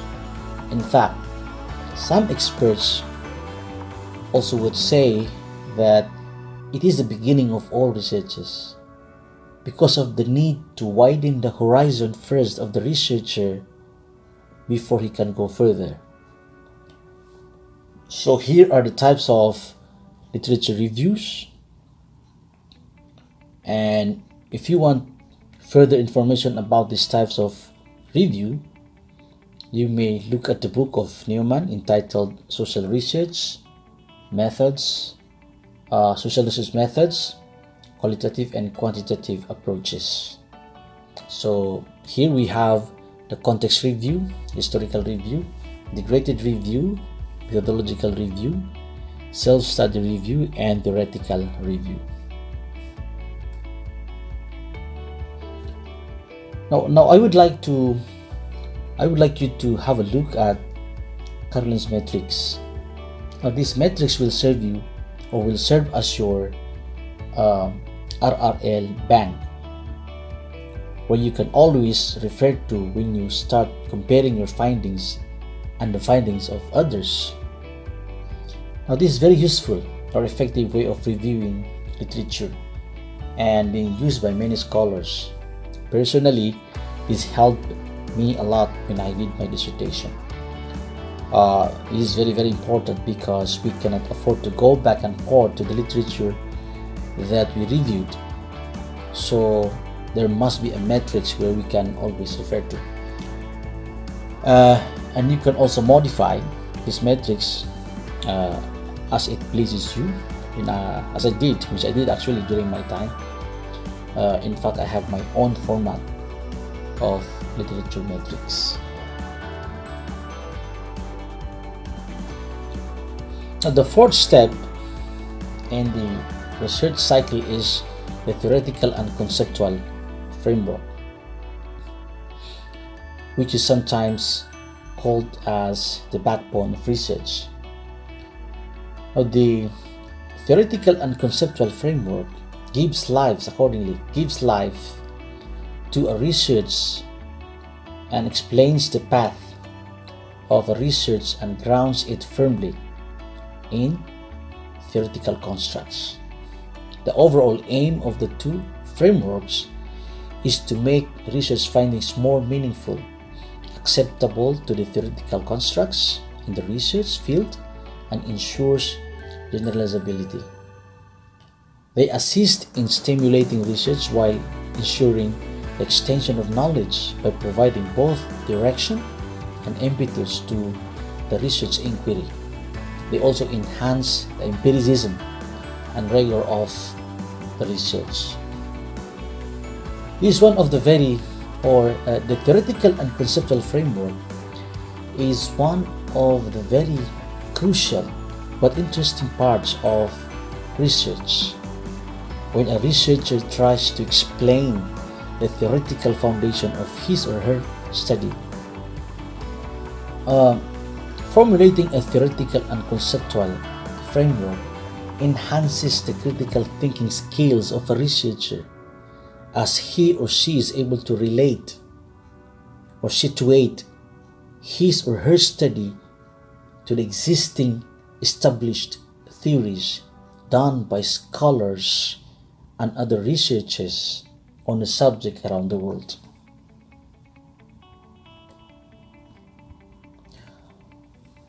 The first part of the fourth step is theoretical framework.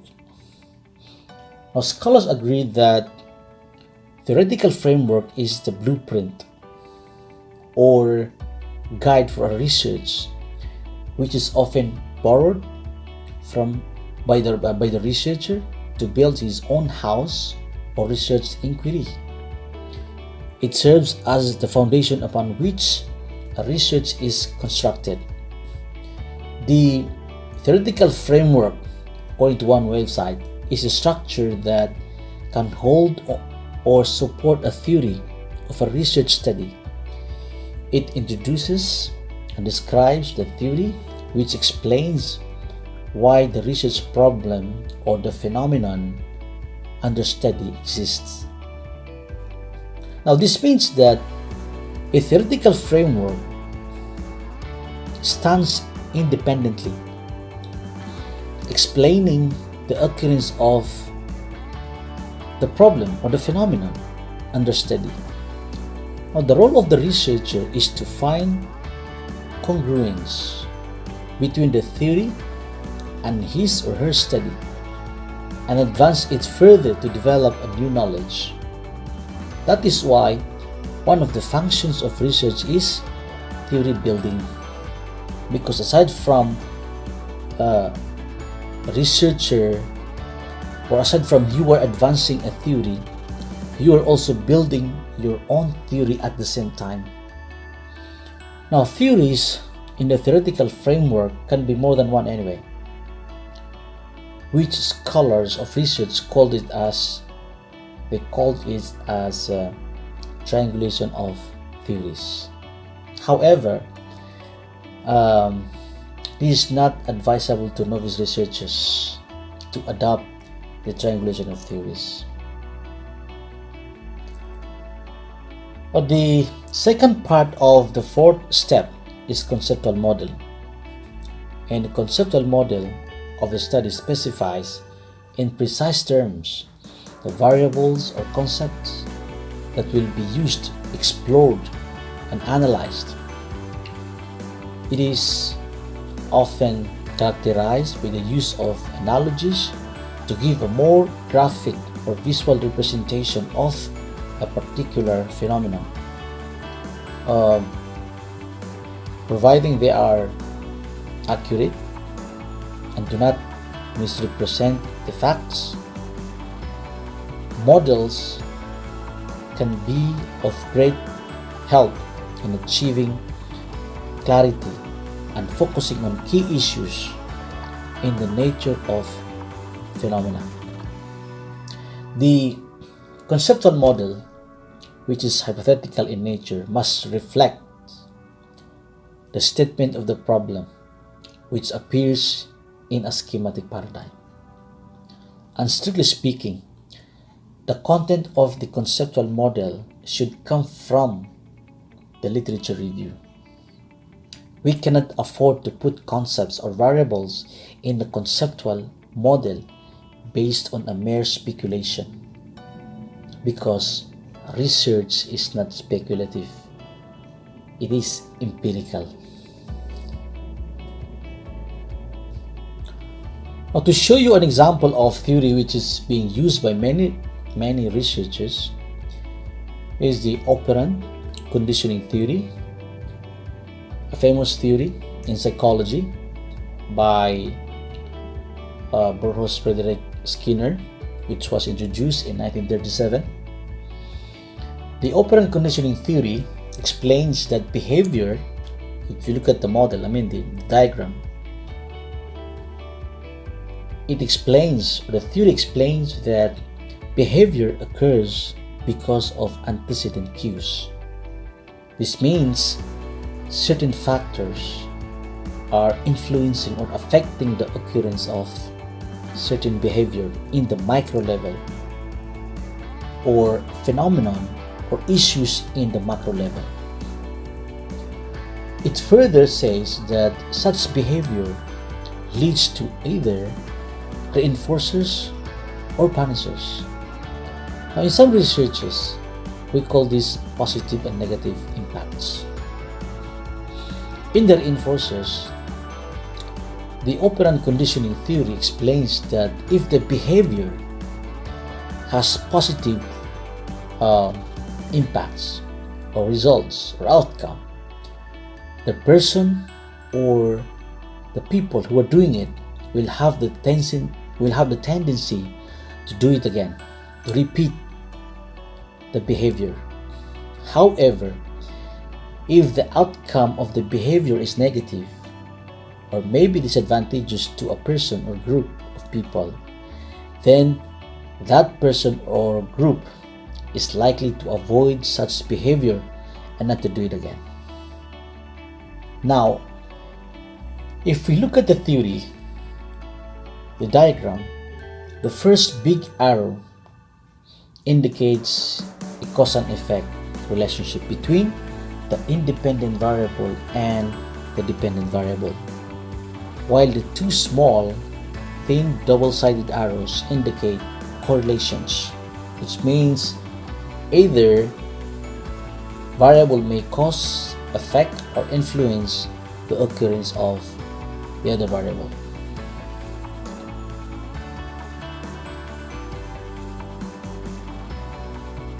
Now, to translate the operant conditioning theory in the social world, and this is how we adopt theories in our studies. One researcher used it in her study of investment scam. And to be specific, this was the Kokorasuman investment scam in 2012. And this is not only limited to the Coco scam, because there are many scam incidents in the Philippines and other similar business schemes. Now, the author translated the behavior in the operant conditioning theory as the tendency of the people to invest in an investment scam. The antecedent cues were translated as factors that led to investing in a scam. The reinforcers was translated as positive effects of the scam, such as financial gain or profit from among the victims, so that people or respondents who accumulated gains or profits from the scam tend to be willing to invest again in the same type of business despite the nature of the business scam, and seeing the plight of other victims of such scam. the consequences was translated as negative effects, including financial losses and debts, so that according to the author, people who were victimized and incurred financial losses from an investment scam tend to avoid investing again in a similar type of business. Now, if we look at the portrayal of the operant conditioning theory, we can see that there is a perfect emulation of the theory to the study by the author on investment scam. And that is exactly how you will conduct your study in the aspect of theoretical and conceptual framework.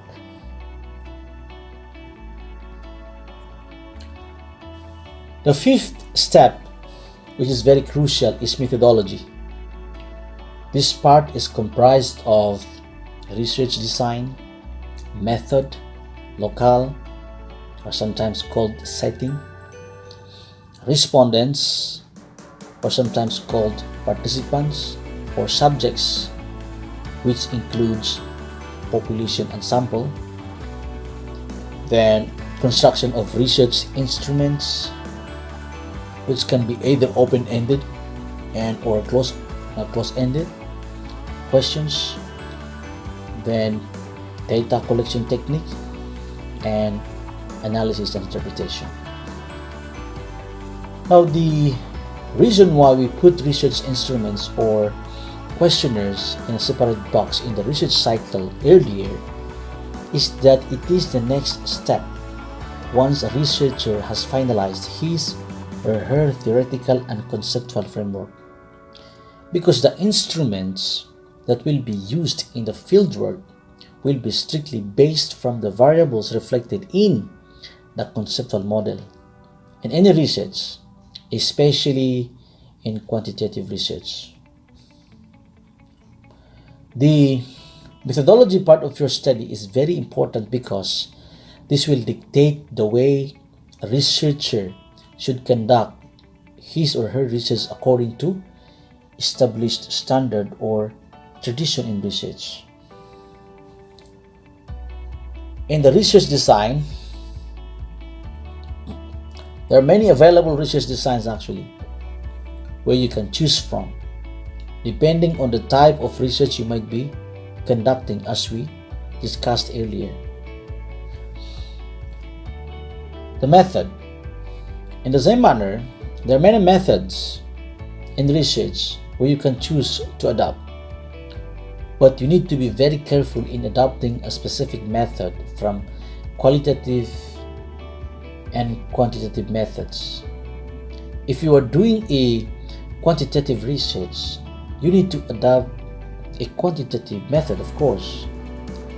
And the same works with this pattern. This pattern also works in qualitative method. In addition, the researcher might decide to adopt a triangulation of methods, which is the combination of two or more methods in one research or study. And by the way, there are two types of triangulation. The first one that we mentioned, the triangulation of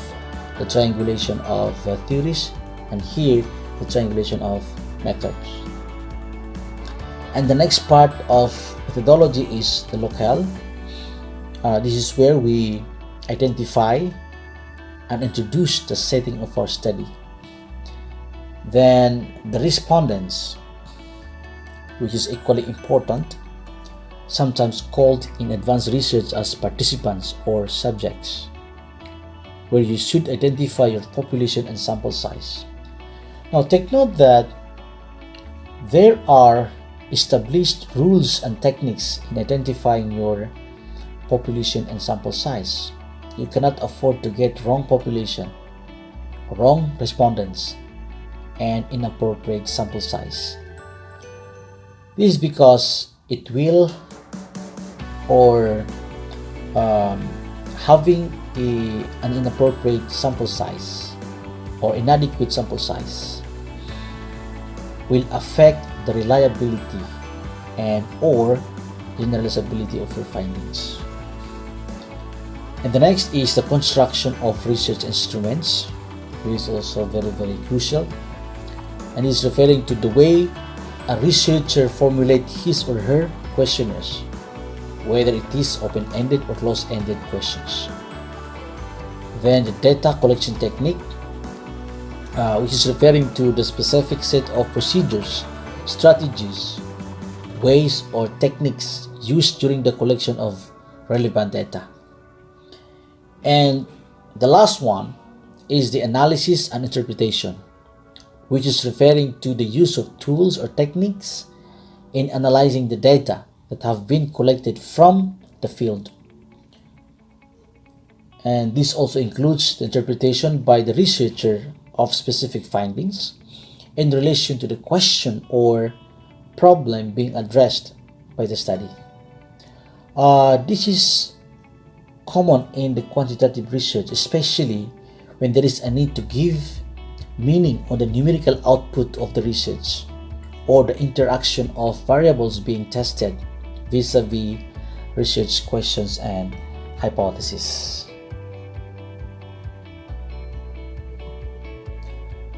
The sixth step is findings and discussion. Findings is normally used in thesis and dissertation, but in journal articles, they normally use the word discussion instead. And this is where the researcher extensively and scholarly answers the statement of the problem or research question. He or she makes comparison with earlier researches as may be reflected in the literature review and make validation of hypothesis that was raised in the beginning.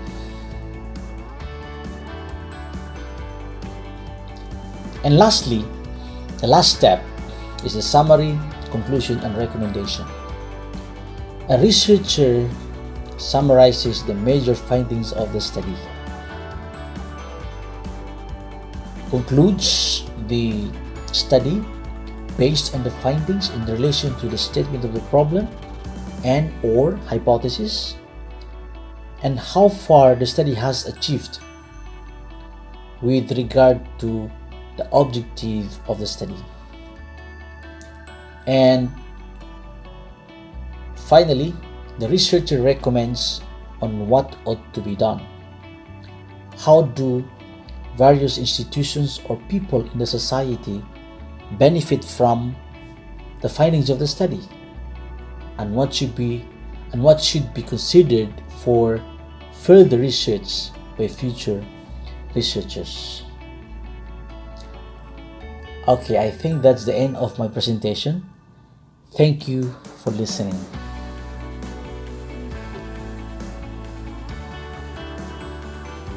These are the references for our presentation. Thank you so much, Dr. Jamil R. Kayamuddin, for that very substantial input and basic in research. Now, ladies and gentlemen, another input on rules and policies of the graduate school will be given to us by no less than the graduate school research coordinator and a faculty member of the College of Social Sciences and Humanities, none other than Dr. Shahad D. Mustafa.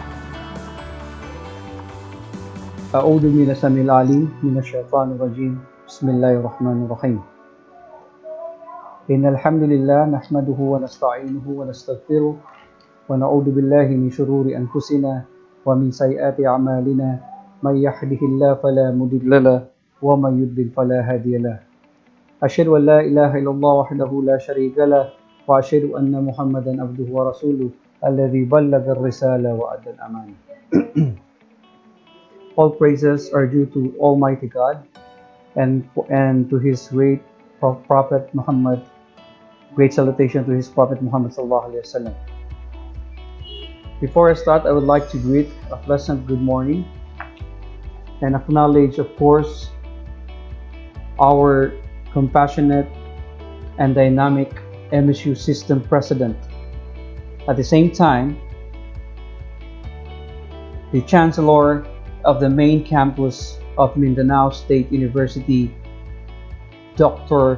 Habib W. Makaayong, and his better half, Madam Pamela Biston Makaayong. The Vice President for Academic Affairs, Dr. Alma E. Biroa. The Vice Chancellor for Academic Affairs, Dr. Lorenzo D. Recoleto. The Vice Chancellor for Research Extension and Development, Dr. Teresita O. Poblete. The Vice President for Planning and Development, Professor Rashid Paca. Vice President for Administration and Finance, Attorney Jamaluddin A. Basat. Vice Chancellor for Administrations and Finance, Attorney Saaduddin M. Alawiya. The Dean of the Graduate School, Dr. Binumbao Ramos Mayo, Juris Doctor.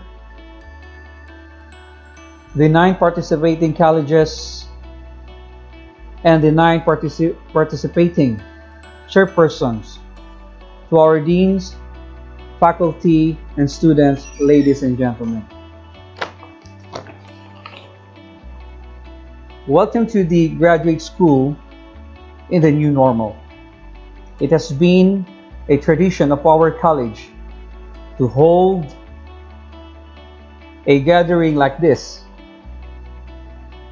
It may be different this year, but what is important is we are able to realize this orientation. Ladies and gentlemen, I am Dr. Shahad Yanala Mustafa. My part here is to share with you, of course, the very important rules and policies of the graduate studies.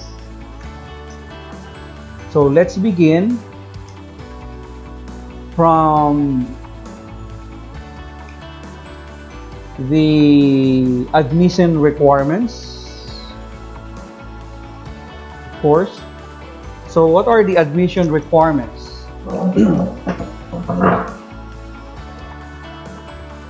For master's degree, a bachelor's degree from a CHED, recognized institution. So before you enter or before you are planning to enroll, you must have a CHED recognized institution. Now you have the bachelor's degree with a degree from the CHED recognized institution. And of course, the grade point average or GPA of 2.0 or better in the undergraduate program, passing the MSU qualification examination. Example, we have the English proficiency, especially grammar and in writing essay or composition.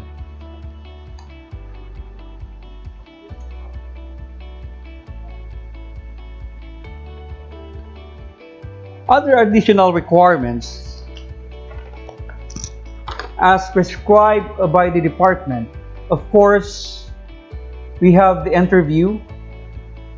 We have also the passing aptitude exam in a particular field of work or field of study. We have also C2 confidential letters of recommendation from former professors. And we have character references, certificate of English proficiency or enrollment in English 230, or we call this as Advanced English for Professionals. We have also the authenticated copy of transcript of records. And we have the permit to study if applicable. Excuse me. For doctoral degree, a master's degree from a CHED, recognized institution, a grade point average GPA of at least 1.75 in a master's program. Other additional requirements as prescribed by the department concerned, same with the master's degree, we have also the interview, we have the certificate of English proficiency from the English department or enrollment in English 230 Advanced, English for Professionals.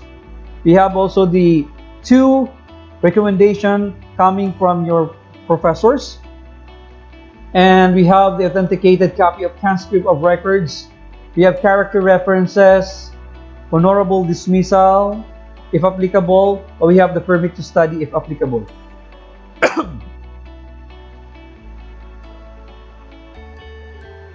Applicant must submit all required credentials to the Graduate School of Office at least 2 weeks before enrollment.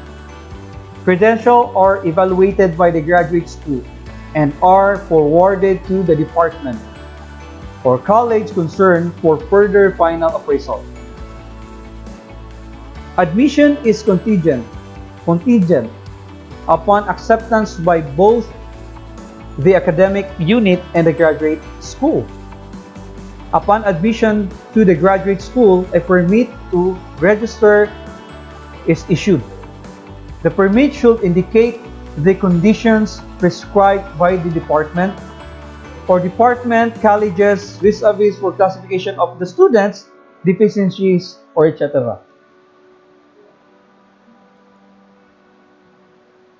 In minimum grade requirements, evaluation of the student academic standing shall be done at the end of each semester. To be in good standing, a student in a master's program must maintain the minimum grade point average or GPA of 2.0 in graduate courses during a semester. A student in a doctoral program must maintain a GPA in graduate courses at least 1.75 to be in good standing. As soon as the student's performance falls below the above standard, the Dean of Graduate School, upon the consultation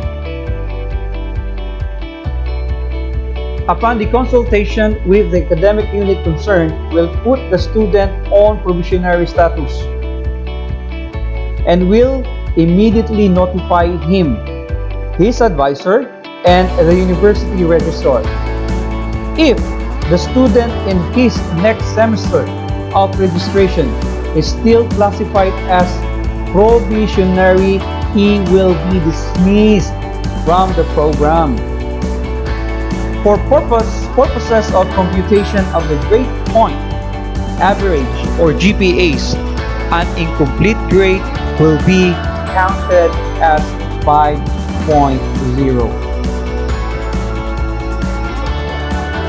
The maximum residency, of course, all requirements for master's degree shall be completed in not more than 5 calendar years, and the doctor degree shall be completed in not more 7 calendar years, including lives from the time a student advances to candidacy for the degree.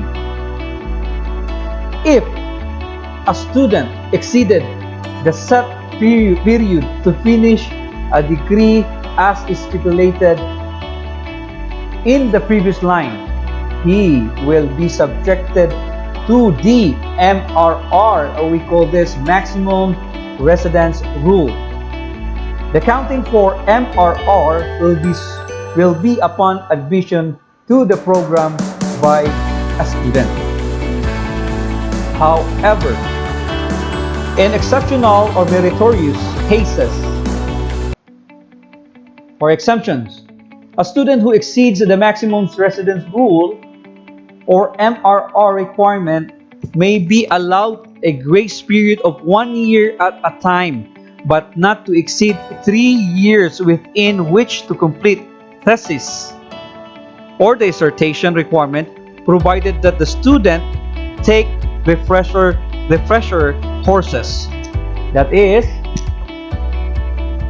for every year of extension or overstay beyond MRR. 3 units of refresher courses is required, or a total of 9 units for the year grace period. Henceforth, all credits are considered forfeited if the student fails to get his degree within the prescribed period. So there is a limitation, of course. Now, how a student is qualified, or disqualification, I mean.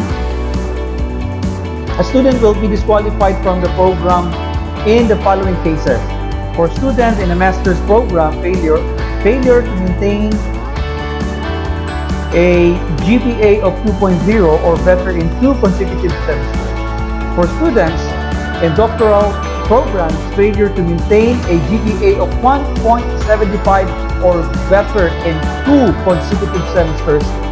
Failure at the second try in the comprehensive examination. Failure at the second try in the oral examination on the thesis dissertation. Failure to be upgraded to regular status after 2 semesters on special status. A student who stopped schooling goes beyond MRR. Requirement must be applied. Requirement must be applied for readmission to the program and enroll in refresher courses.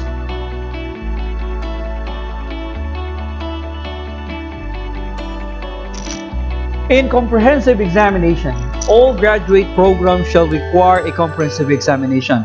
That is after completing all the programs or courses in your respective departments. All graduate programs shall require a comprehensive examination. The comprehensive examination shall aim to test the student's ability to integrate and apply knowledge that he has acquired in his program of study. The area subject covered by the comprehensive examination shall be given only to a candidate after completion of academic requirements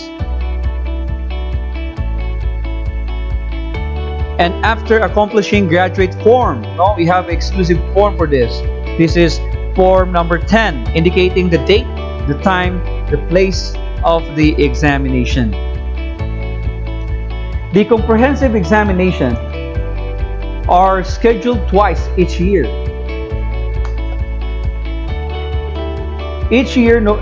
Twice this year. For example, this November, no, for first semester, and of course in April for second semester, except for Spears, whose schedule falls during semester break, that is December. No student with INC grade shall be allowed to take the comprehensive examination. Example, failure in 3 out of 10 courses,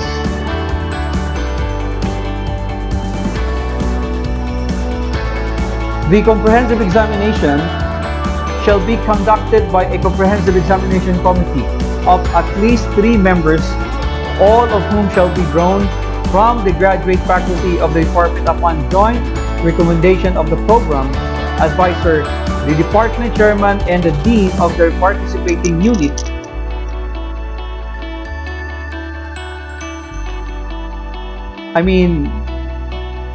All of whom shall be drawn from the graduate faculty of the department upon joint recommendation of the program advisor, the department chairman, and the dean of the participating unit, and subject to the approval of the dean of graduate school. In special cases, a maximum of 2 additional members of the examining committee may be designated by the dean of graduate school in coordination with the dean of the college offering the degree.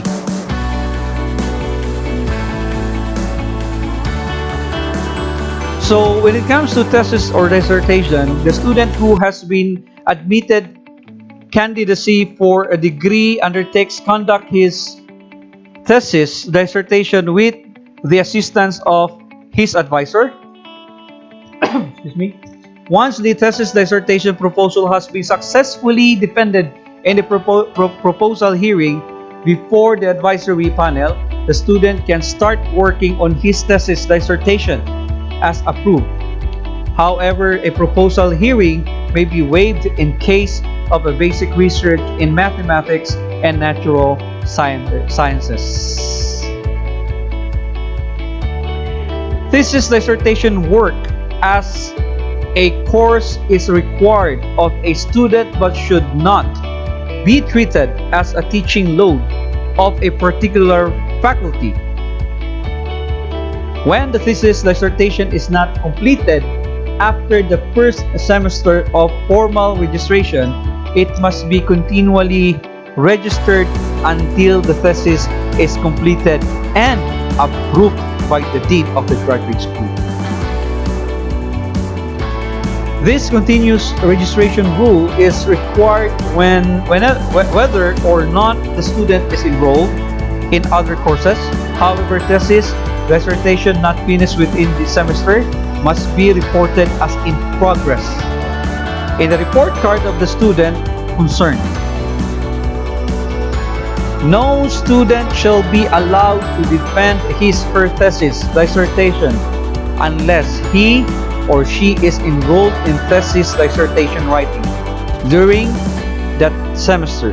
Also, final thesis dissertation oral defense shall be scheduled aloud only after at least 4 months after proposal hearing of master's thesis and at least 6 months after proposal hearing of dissertation.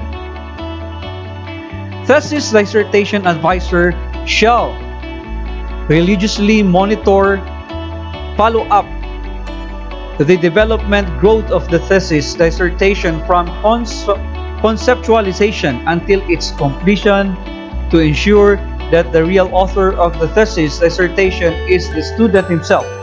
Further, the manuscript must be referred to a critic reader designated by advisor outside of panel who are after examining.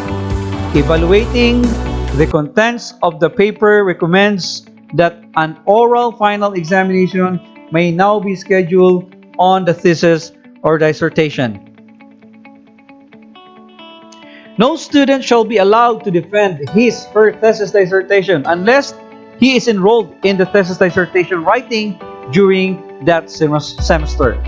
Also, final thesis dissertation oral defense shall be scheduled aloud only after at least 4 months after proposal hearing of master thesis and at least 6 months after proposal hearing of dissertation. Thesis dissertation advisors shall rigorously monitor, follow up the development and of course the growth of the thesis dissertation from conceptualization until its completion to ensure that the real author of the thesis dissertation is the student himself.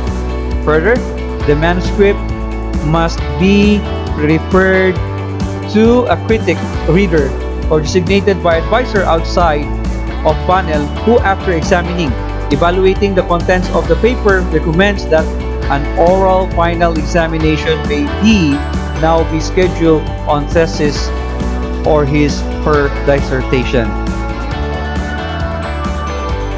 Thesis and dissertation advisory panel, of course, this is very important, with the approval of the Dean of the Graduate School. The department chairman, who may be guided in his or her choice by the student's preference, appoints the advisory panel, which comprises A. The student's thesis dissertation advisor, and 4 others for master's program or 5 other for doctoral programs, at least one of whom shall belong to a unit other than the major department. The advisor shall be the chairman of the advisory panel. In the case of the doctoral program, the outside examiner must be a graduate faculty from another institution. All members of the advisory panel, except possibly the outside examiner, shall be a graduate faculty accredited for thesis advising. Another member outside of the panel should serve as a critic reader, expert in the area of specialization. The thesis dissertation advisor must be a member of a graduate school faculty of MSU system and has written a master's thesis and or a doctoral dissertation in the area of specialization needed by the student. He must have technical expertise, competencies to guide the student in his thesis dissertation work. A holder of a non-thesis master's degree cannot be thesis advisor. Of course, the outside examiner must be known expert in the area topic being investigated. The composition of the advisory panel may be altered when there is strong reason necessitating the change, such as disability or prolonged absence of any panel member, or a strained working relationship between the panel members, the student and the advisors, etc., and only upon approval by the chairman of the major department and the dean of the graduate school. The maximum number of active advices per faculty or advisor for both master's and PhD programs within a year shall be either 5 MA, MS, and 1 PhD, or 2 MA, MS, and 2 PhD. The maximum number of advisors shall be ultimately determined by the department chairman. However, the maximum number may be increased upon recommendation of the department chairman whenever an extreme need arises. When it comes to oral examination on thesis and dissertation, the oral examination on the completed thesis dissertation shall be conducted by the advisory panel, with the advisor as chair thereof for natural sciences and mathematics. For the other colleges, the examination committee shall elect a chairman who is not the thesis dissertation advisor. The advisor is a non-voting member of the oral examination committee and should only assist the student during defense upon the request of the panel. The thesis dissertation must give evidence of the student's capacity for sound research and must be a worthwhile contribution to knowledge. Oral examination must be conducted at least 1 month before graduation day. The report on the result of the oral examination shall be submitted by the chairman of the panel of examiners to the college dean and the dean of the graduate school immediately after the examination. Failure at a second oral examination shall disqualify the candidate from the program. Again, failure at the second oral examination shall disqualify the candidate from the program. However, he may be awarded a certificate of completion of earned units towards a degree. No final thesis or dissertation defense shall be allowed within less than 4 or 6 months after the thesis dissertation proposal defense respectively. Further, all thesis dissertation manuscript must be edited before binding or submission to the graduate school.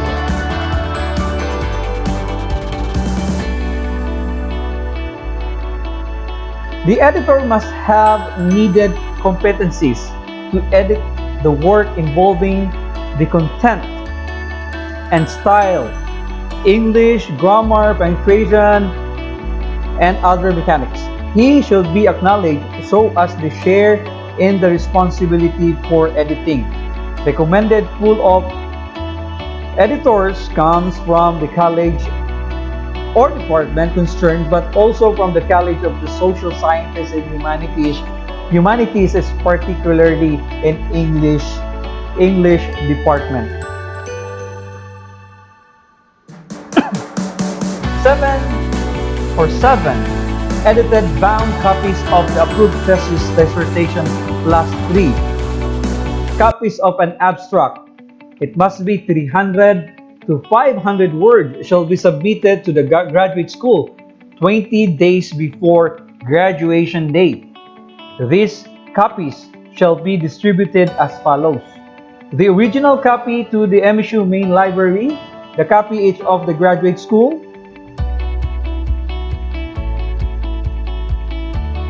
and of course minimum maximum load of the student. No, we have also a student when authorized by the program advisor is allowed a maximum load per semester of 12 units in a graduate level, except when so specified but not exceed of 14 units as stipulated in the university code. There is no minimum load requirements. Regular students shall be allowed to a maximum load of 12 units and the graduate level or more if authorized by the program advisor. Provision. Students shall be allowed a maximum load of 9 units. Conditional student shall be allowed a semester's load of 6 units. 6 units in the graduate level. Non-degree students shall carry a maximum load of 6 units per semester for at most 2 semesters only, or a total of 12 units. So what is the student code of conduct? This is very important. Of course, you are in a graduate level. All graduate students are expected to pursue the highest standards of academic excellence and, of course, integrity. Graduate students must adhere to the norms of the serious intellectual community. A student responsibilities include the following: a duty to respect the efforts of the others by submitting his or her own work, a duty to properly acknowledge the efforts of others, the duty to respect the privacy of members of the community by avoiding all forms of intimidation, including sexual harassment, a duty to safeguard and respect the property and the rights of others, a duty to preserve the quality of academic facilities, a duty to properly acknowledge the efforts of others, a duty to respect the privacy of members of the community by avoiding all forms of intimidation. We already read this a while ago. A duty to safeguard and respect the property of rights and others. Okay, so our last topic is about the plagiarism. Graduate students are required to submit their own work, ideas, data, direct quotation, paraphrasing, or any other incorporation of the work of others must be clearly referenced. To do otherwise constitute plagiarism. Example of plagiarism include the following: the use of other persons or services to prepare written work that is submitted as a student's own, the use of previously or concurrently submitted papers or segments thereof written by other students or by the student himself or herself, submission of the same or very similar papers in different sections of multiple section courses by collaborating students, submission of the thesis written by other students, researchers from other schools or colleges, submission of same thesis research to satisfy requirements for both master's and doctoral degree programs, constitute cheating, must be severely punished. Should this happen, the degree must be revoked, or the student must be recommended for expulsion. And thank you very much again for giving me a chance to read and to share with you about the rules and the policies of the graduate studies or graduate school. Thank you very much, and assalamu alaikum wa rahmatullahi ta'ala wa barakatuh. Alright, thank you so much also Dr. Shahadi Mustafa. Now ladies and gentlemen, to finally in this virtual orientation, may I call on Dr. Violeta Edge Ingracia, the Dean of the College of Public Affairs. Hello. Thank you very much, Ma'am Shasha, to our beloved Vice President for Academic Affairs, Dr. Alma Biroa, Vice Chancellor for Academic Affairs, Dr. Florencio Recoleto Jr., Dean of the Graduate School Center, Dr. Minumbao Ramos Mayo, fellow deans of the 9 participating units of the Graduate School Center, chairpersons, faculty members, beloved graduate students, visitors, friends, ladies and gentlemen, good morning. It is indeed my pleasure to make a few closing remarks and express gratitude to all of those who made this virtual orientation program a success and a reality. In behalf of the Graduate School Center, it is with humility that I thank all of those who have been actively involved in the various working committees whose inputs were invaluable to make this event a reality. I do also wish to express our gratitude to our beloved graduate students who are watching this virtual event at this moment. An orientation program like this becomes a success only with the attendance of its demanding participants. They are the lifeblood of our program. Thus, we will express our sincere thanks and gratitude to all of you who came from 9 participating colleges of this university to be with us today. We do thank you, beloved students and faculty members, for your interest and enthusiasm to listen to the salient features of graduate students' policies and rules, as well as in refreshing our knowledge on the roles and responsibilities of graduate faculty members in research panel involvement and in thesis advising. Friends, the Graduate School Center is becoming number 1 in terms of student population, according to the latest figures from the College of Information Technology. It has now become more popular, appropriate, and relevant. This fact is not just logic, but it is based on sound and wise choice and decisions made by our beloved graduate students who kept on enrolling in our various graduate programs. With this, I humbly appeal to you all to please participate actively in the activities and endeavors of the graduate departments of your respective colleges. Again, I sincerely thank you all. Enjoy your stay in the world of graduate education, and please continue to contribute to the success and the realization of our ultimate goals and objectives, which is quality graduate education. And once back in your own college and department, use the lessons that you learned in this event today to make this part of the world